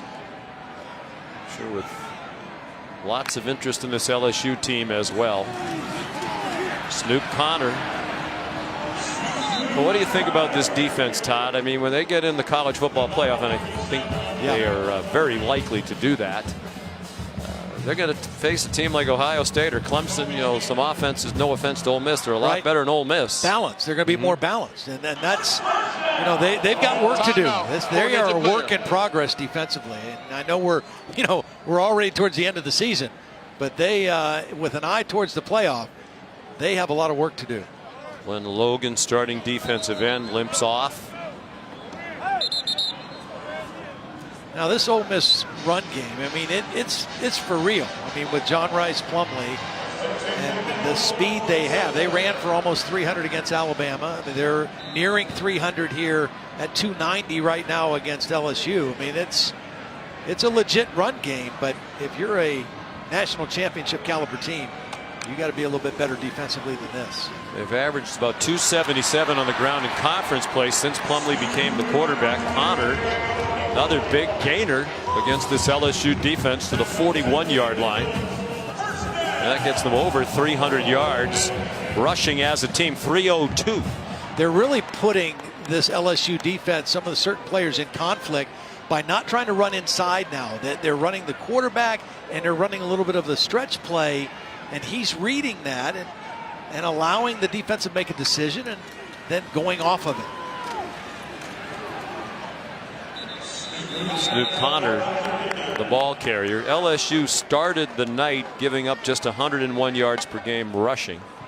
That was second best in the SEC behind only Georgia and 13th best run defense in the country. But to me, some of those numbers you have to weigh against, well, they're ahead all the time. So a lot of times their opponents stop trying to run the ball.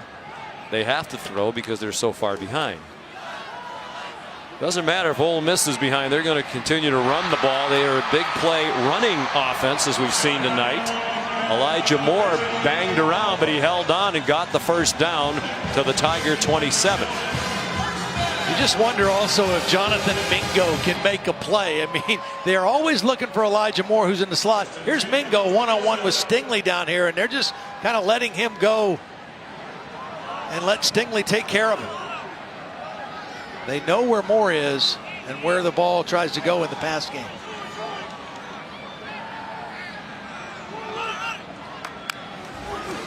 Under a minute to go in the third quarter. Plumlee stacked up. Calebon Chason leading the way for LSU. This will be the last road game of the regular season for the Tigers. They'll finish with home games against Arkansas and Texas A&M. They'll be big favorites in both of those. Looking to go to the conference title game against Georgia undefeated. Georgia the best defense in this conference. That'll be a real challenge for them. Plumlee drop. Patrick Queen got through the offensive line to drop that play for a loss. End of the third quarter. You're watching College Football Prime Time, presented by Hampton by Hilton.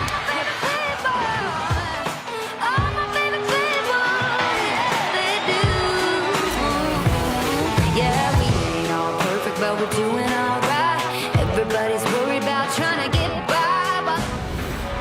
You're watching the SEC on ESPN. From Vaught Hemingway Stadium in Oxford, Mississippi. #1 LSU leading the Ole Miss Rebels 44-23. You can check out our alternate angle Xfinity Skycam coverage of tonight's game, streaming live on the ESPN app. For those people who love Skycam, there are a lot of them. We probably should have told them that earlier. Wait a minute, I could have been watching Skycam all night. Here's Plumlee on the run. Gets it off just before he crossed the line to Elijah Moore. He gets some help from Plumlee. He get down near the 20-yard line. This is like a Brett Favre type play. He steps up in the pocket. At first it looks like he's going to run. Then he flips it to the back. And then he says, I'm going to go ahead and help you try to get a little bit closer to that marker so we can go for it on 4th down. And they will on 4th down and 5.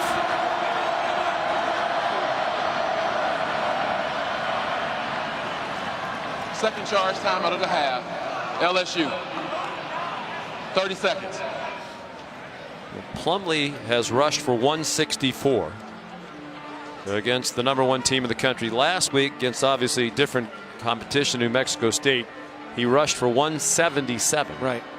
I mean, in the Southeastern Conference, he's become the most prolific running threat. He's going to be leading the conference in yards per game rushing after tonight. And he's not a real big guy. He's very fast. He's not very big. But the advantage when you run the quarterback, you gain an extra blocker. And you know, defenses have to account for that. And they do a good job of exposing you defensively because of that. Holly? Well, guys, he seems too good to be true. John Rice Plumlee is a 4.0 student, plays classical piano, running the ball like this. We asked him if he is indeed perfect, and he said no. There was a 9-week stretch when he was in high school, taking 3 college courses where he did get an 89 on a test, only for 9 weeks, though, and he did eventually get an A in that class. So, yes, indeed, he may be perfect. One slight blemish.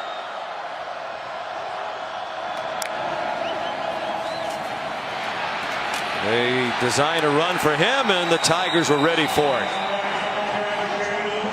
Stop him with a couple of yards to spare. And the Tigers will take over on downs at their own 20-yard line.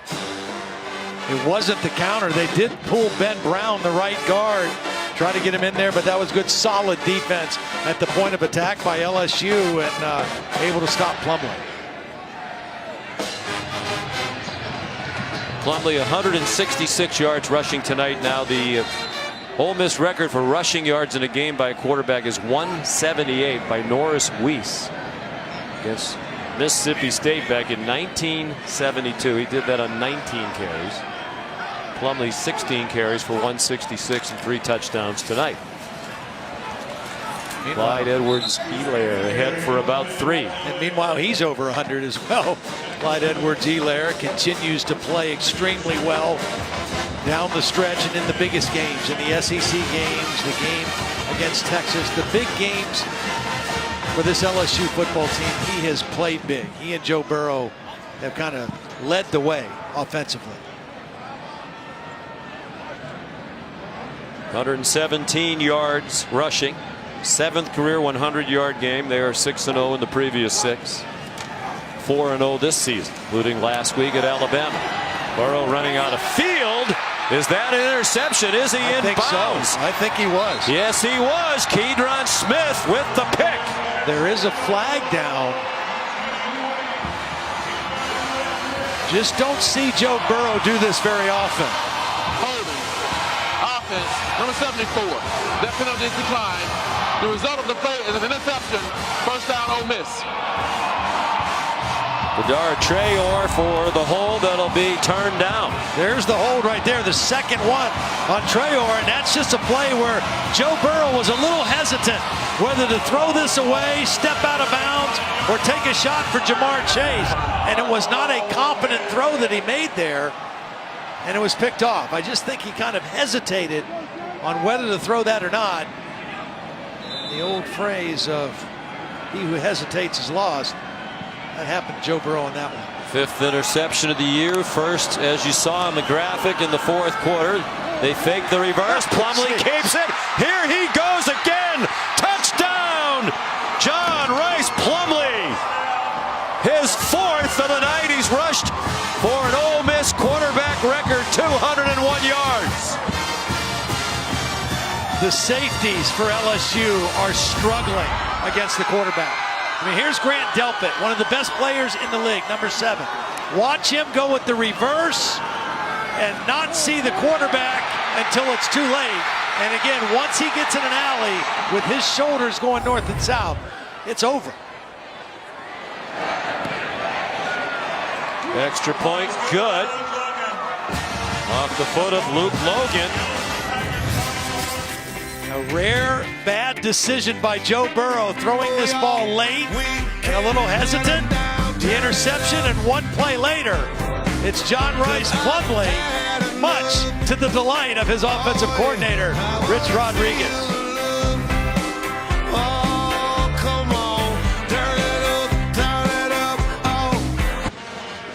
Tuesday at 7 Eastern on ESPN and the ESPN app. The exclusive reveal of the next college football playoff top 25 rankings. Be the third of this season. Recently, guys will break them down from top to bottom, have coaches' reactions, and a live interview with the committee chairman, Rob Mullins. Luke Logan bounces one down the field, free ball, and the Tigers smother it near the 30-yard line. John Rice Plumlee has been unbelievable, particularly in the second half. 4 touchdown runs. He's run for 201 yards on only 17 carries, averaging over 11 yards per carry. And it's just, some of it's poor defense, some of it's being out of position, and a lot of it is just flat out speed by John Rice Plumlee. He has been one big play after another here in the second half, Sean. In this half, touchdown runs of 46, 60, and 35. Since halftime, he's carried 8 times for 155 yards and 3 touchdowns. He's keeping Ole Miss within striking distance. 2-touchdown game. Burrow, it's his turn. Thaddeus Moss crossed the 45 for a first down. We were just saying during the break, 2 completely different quarterbacks in the ball game, both really fun to watch. I mean, John Rice Plumlee as a runner and Joe Burrow as a passer, both having outstanding nights. Both making history here tonight.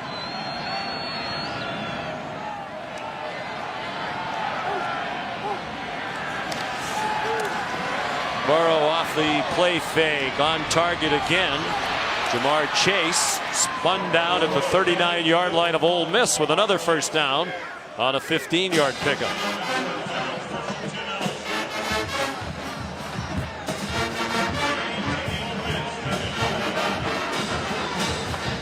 .428 now for Joe Burrow. Second 400-yard game of the season. For 471. Give us an indication of the kind of season he was going to have in their win at Texas. Right. And all 3 of these receivers had over 100 yards worth of catches in that game as well.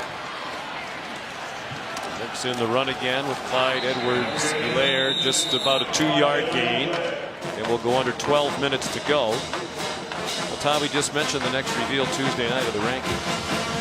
LSU clear-cut #1 this week for the first time in the college football playoff rankings, but also #1 in the AP poll and the coaches poll. Timeout for an injured player. And deservingly so. 4 wins this year against teams ranked in the top 10 at the time of the meeting, including that game against Texas. That's more than any other team in the country. Damian Lewis, the guard, is the injured player. But now watching this, 30 points given up tonight, 41 last week against Alabama. If you're the committee, do you start to say, well, wait a minute, maybe the defense isn't good enough to be worthy of #1. Maybe we need to reconsider Ohio State. I don't know that there'll be a swap. You know, Ohio State played Rutgers today, so it wasn't like they had to really extend themselves. However, I do think the gap will be closer. You know, assuming LSU is able to hold on and win this, whatever the final score ends up. They've already shown that they've struggled defensively in this ball game against the running game of Ole Miss. So I do think that gap will shrink between Ohio State and LSU and even Clemson potentially. Lewis walks off. Holly has mentioned a few times the depletions to the offensive line. Austin Deculus, ordinarily their right tackle, who had started 20 straight games, didn't go tonight with an ankle injury. Sadiq Charles, the left tackle, out. Coach's decision, disciplinary matter there. And now Damian Lewis, the starting right guard, goes out. Chasen Hines has come in for him. Sophomore wearing number 57. You'd have to think that is not a coincidence, right? Hines, 57. Spelled differently, but yeah, I think it probably fits. I'd like to take credit for that, but it was Ben Ward in the truck who whispered that in my ear. Long throw up for grabs and intercepted by DeAndre Prince, the freshman, his second interception of his career. And what is going on with Joe Burrow all of a sudden? DeAndre Prince is just going to read the quarterback's eyes. Watch number 24. It looks like man. Then he flips to see the quarterback and drops underneath the throw to Jefferson. He showed man. He dropped into zone, and he fooled Joe Burrow. The true freshman, DeAndre Prince, fooled the veteran Joe Burrow on that one and came away with the interception. Well, he's thrown 2 interceptions now in the last 4 passes. Prior to that, he had thrown 4 interceptions all season. You can tell he's a little annoyed with himself. Now can they go back to the quick strike rushing attack? Yes, they can.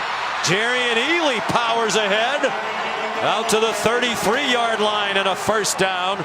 17 more for Matt Luke's rushing offense and 3:56 for the game. Excellent block by Octavius Cooley, the tight end. Just kept blocking downfield, and that enabled Ely to turn that into a big gain. Plumlee elected to keep it, and he got smothered by Neil Farrell. Neil Farrell did a nice play, a little inside move, beat the right tackle Alex Givens, the most veteran offensive lineman up there for Ole Miss, but he was beaten on that play.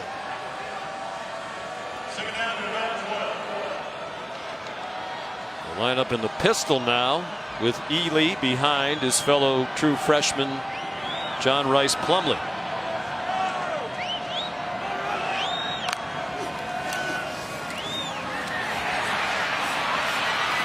Plumlee able to turn the corner again. That'll get him back over 200 yards rushing for the game. But short of the first down, and here comes a huge 3rd down for Ole Miss. They need the 43, so it's 3rd down and 7.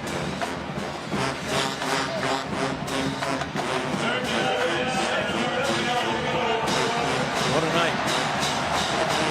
Going to have to probably get this one by throwing it, though. By the way, the rest of the team's not doing all that poorly either. Right. With 155 yards rushing, 133 of those for Ely on just 11 carries. And Plumlee can throw it too. They say he's an improving passer, and that one looked good to Elijah Moore with just enough for the first down to the 44.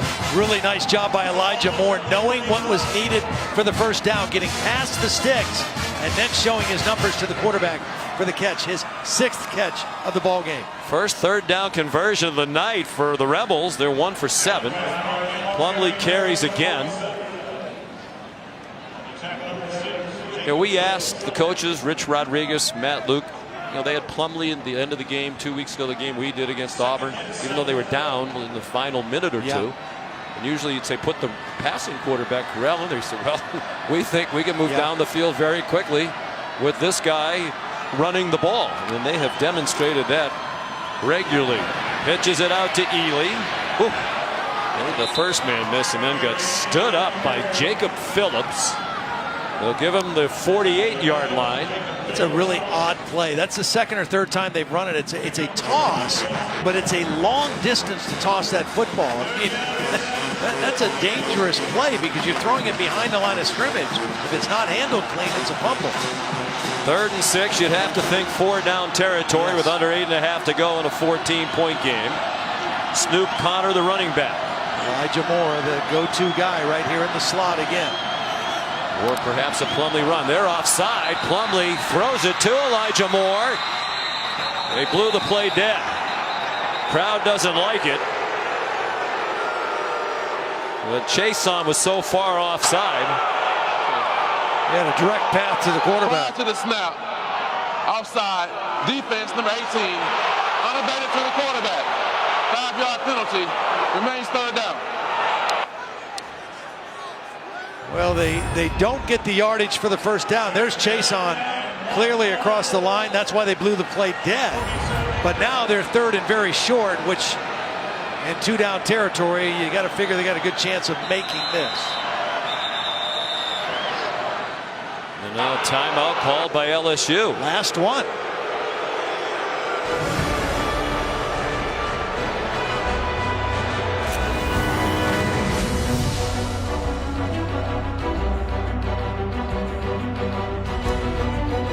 ESPN College Football is presented by Hampton by Hilton. College football stays here.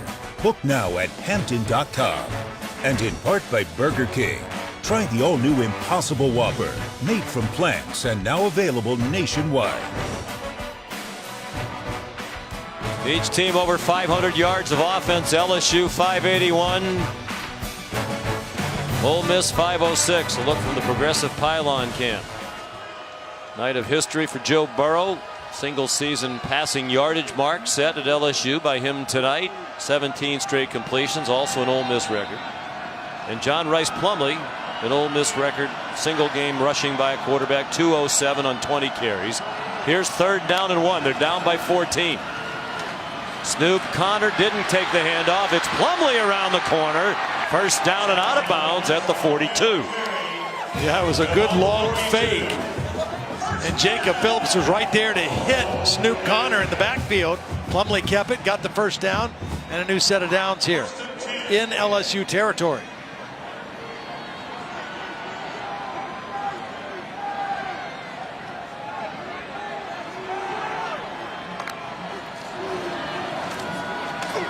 Connor ahead for a couple just inside the 40-yard line. Rashad Lawrence on the stop for LSU. You know, when you're not a hurry-up pass offense like Ole Miss, you got to think now we have to play with a little more urgency here. We have to score twice, and we're a running football team.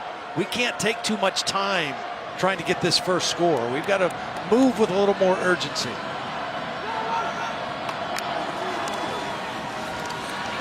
Connor broke away from Lawrence, bounces outside as a 1st down, and runs out of bounds. Just shy of the 25-yard line. They're coming up on 400 yards rushing against the #1 team in the country. See, watch Rashard Lawrence just kind of he can't be right. Do I take the quarterback? Do I take the back? He hesitates. Snoop Connor runs out of an ankle tackle, and that's the kind of conflict they're putting some of these defensive linemen in with that quarterback option of the run. And Plumlee's pass batted down by Jacoby Stevens. Trying to get the ball to the tight end. Octavius Cooley has not caught the football tonight. He's a big target, very, very effective in the run game, though, as a blocker.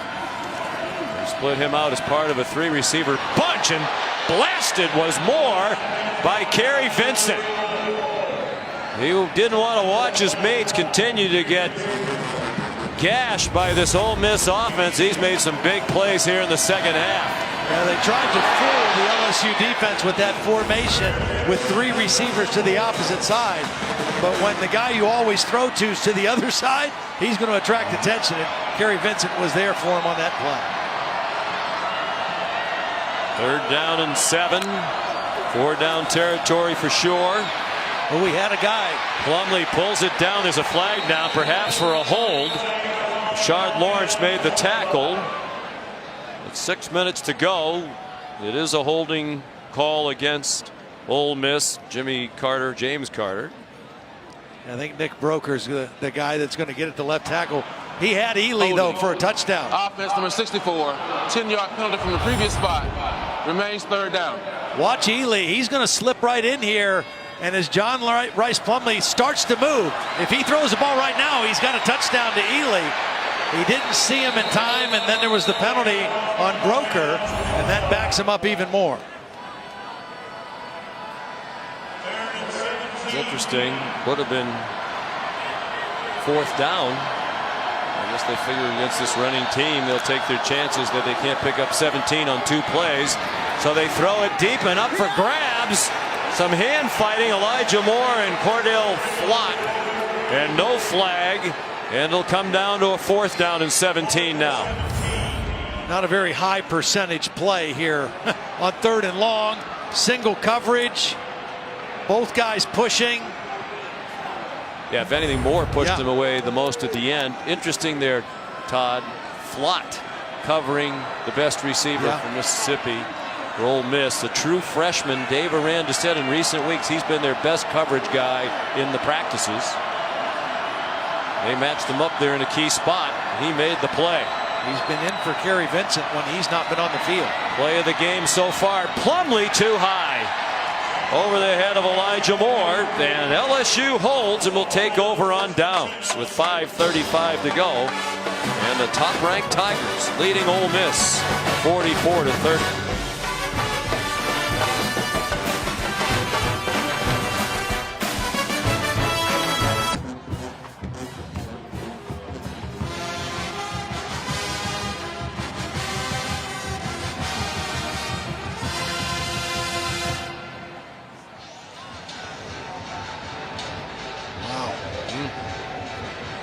Well, we saw Minnesota when they finally got a signature win last week make a big jump in the college football playoff rankings. 17-8. Of course, they lost today. It'll be interesting to see if Baylor wins that one. How much they move up from number 13. I think they'll be in the top 10, inside the top 10 for sure if they win. Edwards-Helaire, the ball carrier. Now LSU just like to kill the clock if they can with a 14-point lead. 5:34 to go. 21 carries, 125 yards now for Edwards-Helaire. This is college football today, isn't it? Prolific offense on both sides. Edwards-Helaire dropped by Kadir Shepard. Here's tonight's PlayStation Player Impact ranking. Edwards-Helaire has a rating of 95. That is 3rd best among all running backs in the country. Najee Harris of Alabama, Zach Moss of Utah ahead of him. He started the season, did Edwards-Helaire, as the 21st ranked running back. Timeout.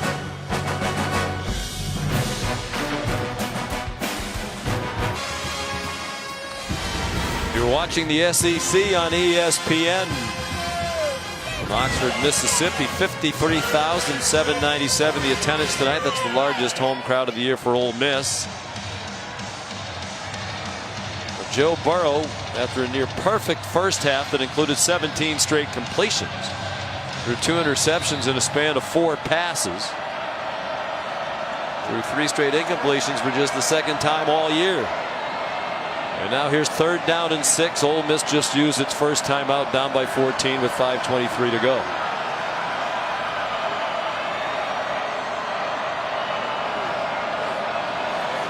They bring pressure right in his face. He got it off. Jamar Chase breaks free. They have angles on him. He made a great cut to the outside and scored. Another huge play, 61 yards. Everywhere you look, these players on offense piling up huge stats. That's 3 touchdowns tonight on 8 catches and 227 yards for Chase. Well, first of all, you're going to see Lakia Henry come on the blitz. He's unblocked. Burrow's courageous. Stays in there and hits the one-on-one coverage. Kedron Smith beaten on the play. Can't make the tackle. And Jamar Chase does what he does really well. Find the end zone after a catch. 8 for 227 and 3 touchdowns. And that's not his best game of the season. Extra point good by Cade York. He had 10 for 229 and 4 touchdowns at Vanderbilt in game 4 of the season. And that's the 5th touchdown pass of the night for Joe Burrow. Well, the thing that Joe Burrow does is he throws to every part of the field. He spreads you out. Now, that ball is in between the hash and the numbers. He loves to throw the slants. He loves to throw the over routes. He'll also throw outside the numbers on the fade routes over the outside shoulder. This last one back into the middle of the field in between the hashes. One-on-one coverage. Jamar Chase shows his strength after the catch and then his maneuverability. Again, Joe Burrow, he has the interceptions, but he's still 32 of 42, nearing 500 yards, 5 touchdowns, and distributes that ball everywhere except deep down the middle in the ball game tonight. So 489, a career high for Burrow. 5 touchdown passes, one shy of the school record that he set in that win at Vanderbilt. And now Chase, the record holder, all by himself in touchdowns receiving in a season for LSU with 13, one more than Dwayne Bowe. Avery Atkins, a kickoff, and a fair catch made by Devon Penniman. Here's Holly Rowe. Well, Joe Burrow was able to collect himself quickly after that last interception. He came over the sideline, and coaches told us all year long that he doesn't get too high and he doesn't get too low. His expression never changed. He sat with the headsets on, silent, staring straight ahead, trying to get his focus back in this game, and he did on that last play. After the touchdown drive, he just came over, and he has literally now shaken every single player on this bench. His expression still never changing, still the calm, collected Joe Burrow, even after those mistakes. Such a great leader. I mean, you can just see how his team relates to him. They love having him as their guy, and they put him on their shoulders last week at Alabama, but he's put that team on his shoulders all season. Matt Corral back in at quarterback. There is a flag down, a lot of movement with no False snap. start. Offense, number 13, 5-yard penalty, first down. Well, Joe Burrow, we mentioned, not only is that a career high with 489 tonight, that is the second highest single game total in LSU history. That one up for grabs a bit, but caught by Tylen Knight. Rohan Davey threw for 528 at Alabama in 2001. There have only been 4 games in LSU history of 400 yards passing or more, and Joe Burrow has 2 of them, both this season. So obviously Rohan Davey, the record, is one of them, and Tommy Hodson threw for 438 against Tennessee in 1989. And that's it for 400-yard passing games for LSU. Corral showing he can run. He ducks down to avoid the hit, just shy of the 30-yard line, with Patrick Queen coming in quickly.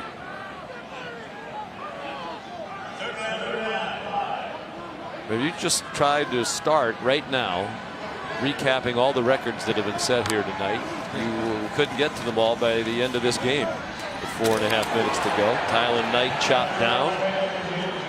Nice play in the open field by Cordale Flott. Well, they really like Cordale Flott, as you mentioned. He's really been impressive in practice. They're really high on him. They feel like he can play corner or nickel, and with Harry Vincent not being 100% tonight, they've had to count on him quite a bit. Dave Miranda's quote to us last night, there's Corral on target for a first down to Elijah Moore, was that Flott might be our best performing defensive back right now. He had a great week of practice. Apparently he got dinged up a bit. He's coming out. Kerry Vincent comes back in. I think the thing that, as I've watched the defense tonight, one of the things that's been a little bit disappointing to me is the tackling and the angles taken by the safeties. And Grant Delpit is a great player, particularly in pass defense, but against this running game, he's taken some bad angles, missed some tackles, and has been responsible for some big plays. Corral on target. Elijah Moore weaves through that defense, and a touchdown. And you talked about Delpit. We mentioned earlier, Todd, a sprained ankle earlier in the year, a thigh issue last week, and he just doesn't seem to be running anywhere near 100%. No, he doesn't look like he's accustomed to looking. And again, it's plays out in space. And in today's college football, you have to be able to make plays in space. There's Delpit right there, number 7. He's going to just kind of get exposed at the back of this catch. He breaks down, then loses his footing, and Elijah Moore takes it to the house. But you're right, he just doesn't look the same.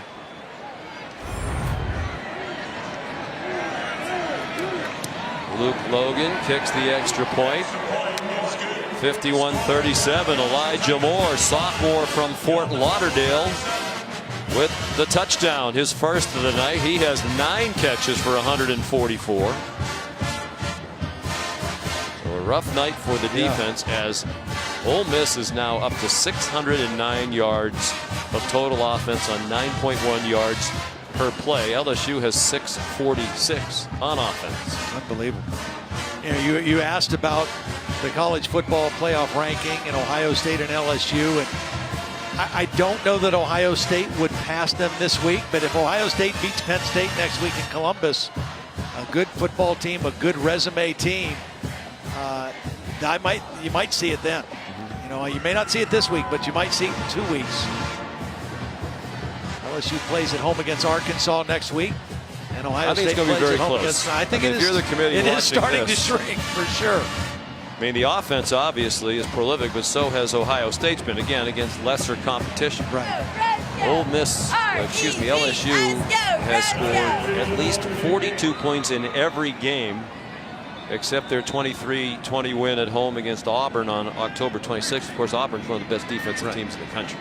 And 4 wins against teams that were ranked in the top 10 at the time that they played. I mean, Ohio State 4 were in the top 25 still entering today. Onside kick by Logan, recovered by Justin Jefferson, and here's Matt Berry.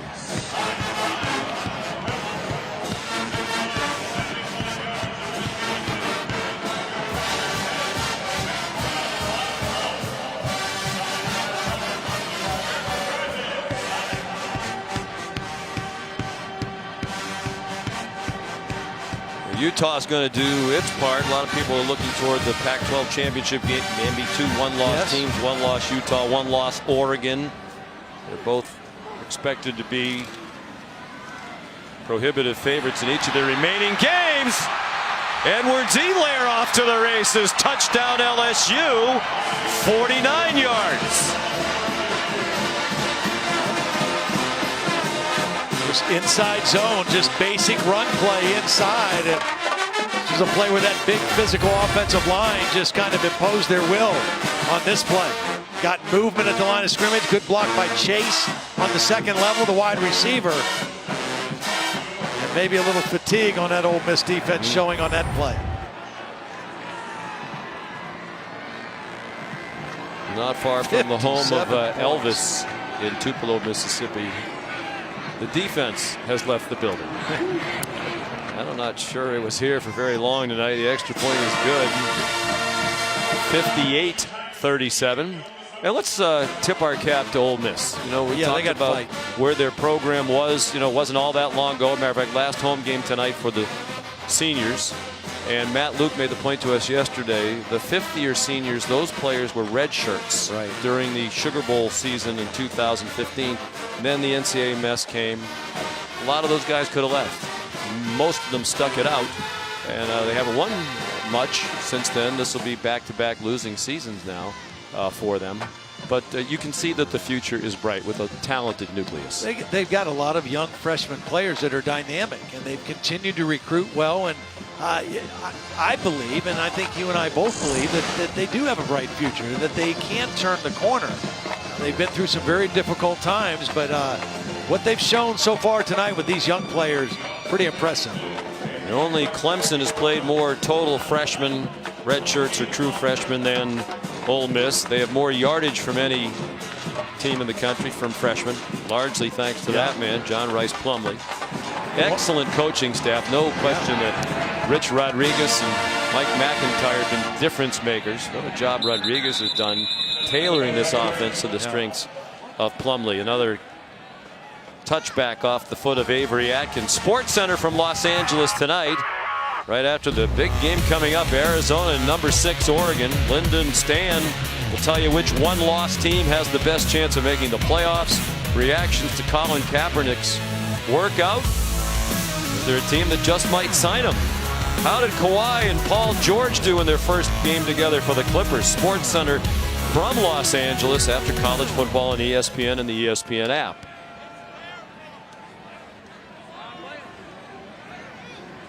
So Edwards-Helaire with that long touchdown run now has his career high for rushing yards in a game with 172 on 23 carries.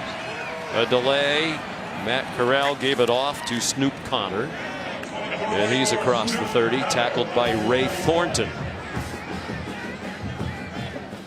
I still just shake my head. I've done so many LSU games in the past, and to see them scoring 58 points in a game and their defense giving up over 500, it's just, the script has just been flipped so much. It's unbelievable. Well, the impact that one coach can make, Ed Orgeron and offense coordinator Steve Ensminger were quick to give Joe Brady his just due. Said we decided we needed to upgrade the passing attack. And it's impressive how well Ensminger and Brady have worked together. I think it says a lot about Steve Ensminger that you bring in a guy. Steve still calls the majority of the plays, but you can see they sit right there together. That's Steve on the right. They talk throughout the game, and Steve told us Joe handles a lot of third down calls, red zone calls. Steve takes care of first and second down. It's working. Well, and I think it's working because of Steve Ensminger, as you said. I don't know that it would work in a lot of places, but he's a humble guy. He's an LSU guy. He wants what's best for this team, for the staff, and because of his willingness to embrace Joe Brady and what Joe Brady brings, that's why it works. And it's fun to watch. And we asked Ed Orgeron, how'd you find Brady? Of course, he was with the Saints the last couple of years. So we've been aware of him for a while. He played at the College of William & Mary. You can see how young he is. He finished playing in 2012. He's 30 years old. At Penn State, first they had terrific offense there with Joe Moorhead, the coordinator, one of the best in the country. Last 2 years with another bright offensive mind, Sean Payton, Pete Carmichael, and that staff. But Coach O said we watched him do a clinic. 2 Brady, years ago. a couple of years ago. We were very impressed. So when we had the opening, I said to Steve, what about Joe Brady? Great idea. Bring him in. Let's talk. And I think he's going to win the Broyles Award, don't you? As the top assistant coach in college football this year. Who's made more of a difference as an assistant coach this year than he has. Here's John Emery getting a carry. True freshman out of St. Rose, Louisiana. And the numbers tell the story. From 37th to 4th in scoring, 68th to 4th in total yards, 66th to 2nd in passing yards. Obviously, the offense a great fit for Joe Burrow, and Joe Burrow's personal improvement is a huge reason why they're a lot better. And again, I think his ability, because of his schedule, because he's a graduate student, his ability to devote so many hours to preparing for football and studying football and watching film and being a part of the game plans. He's approaching his last year as a college quarterback the way you do in the NFL, and that's why he's so well prepared and so in tune with Joe Brady and with Steve Ensminger and with this LSU offense. Emery, the ball carrier again. Well, you and I remember Holly visiting with Joe. We had their opening game last year against Miami in Arlington, Texas. He had already graduated from Ohio State. We said, what are you studying at LSU? He said, well, not much. He said, this is really a graduate course in football for me to prepare me for what my career is going to be, which is really what college is supposed to be. We didn't get a chance to visit with him yesterday to ask him about the academic part of it.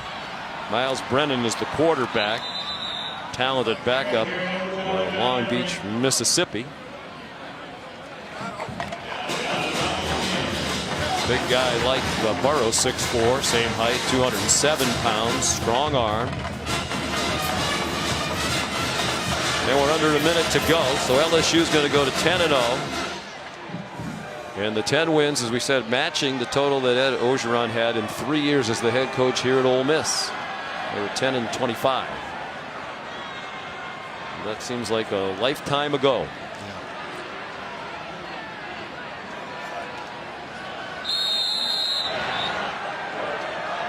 And now just one game left for Ole Miss, the Egg Bowl. Try to finish at 5-7.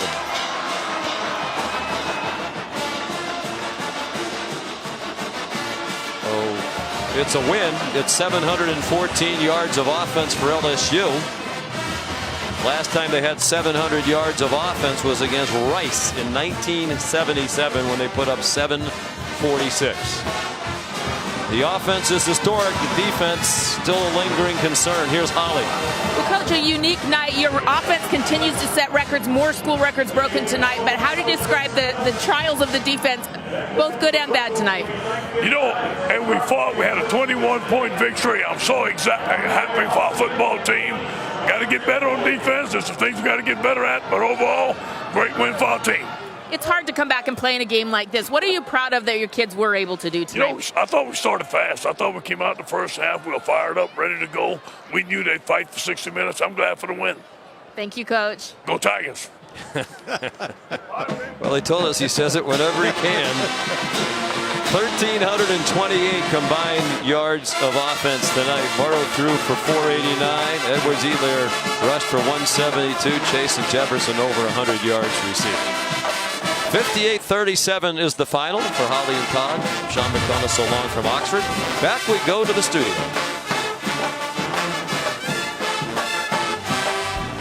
ESPN thanks you for watching this presentation of the Southeastern Conference.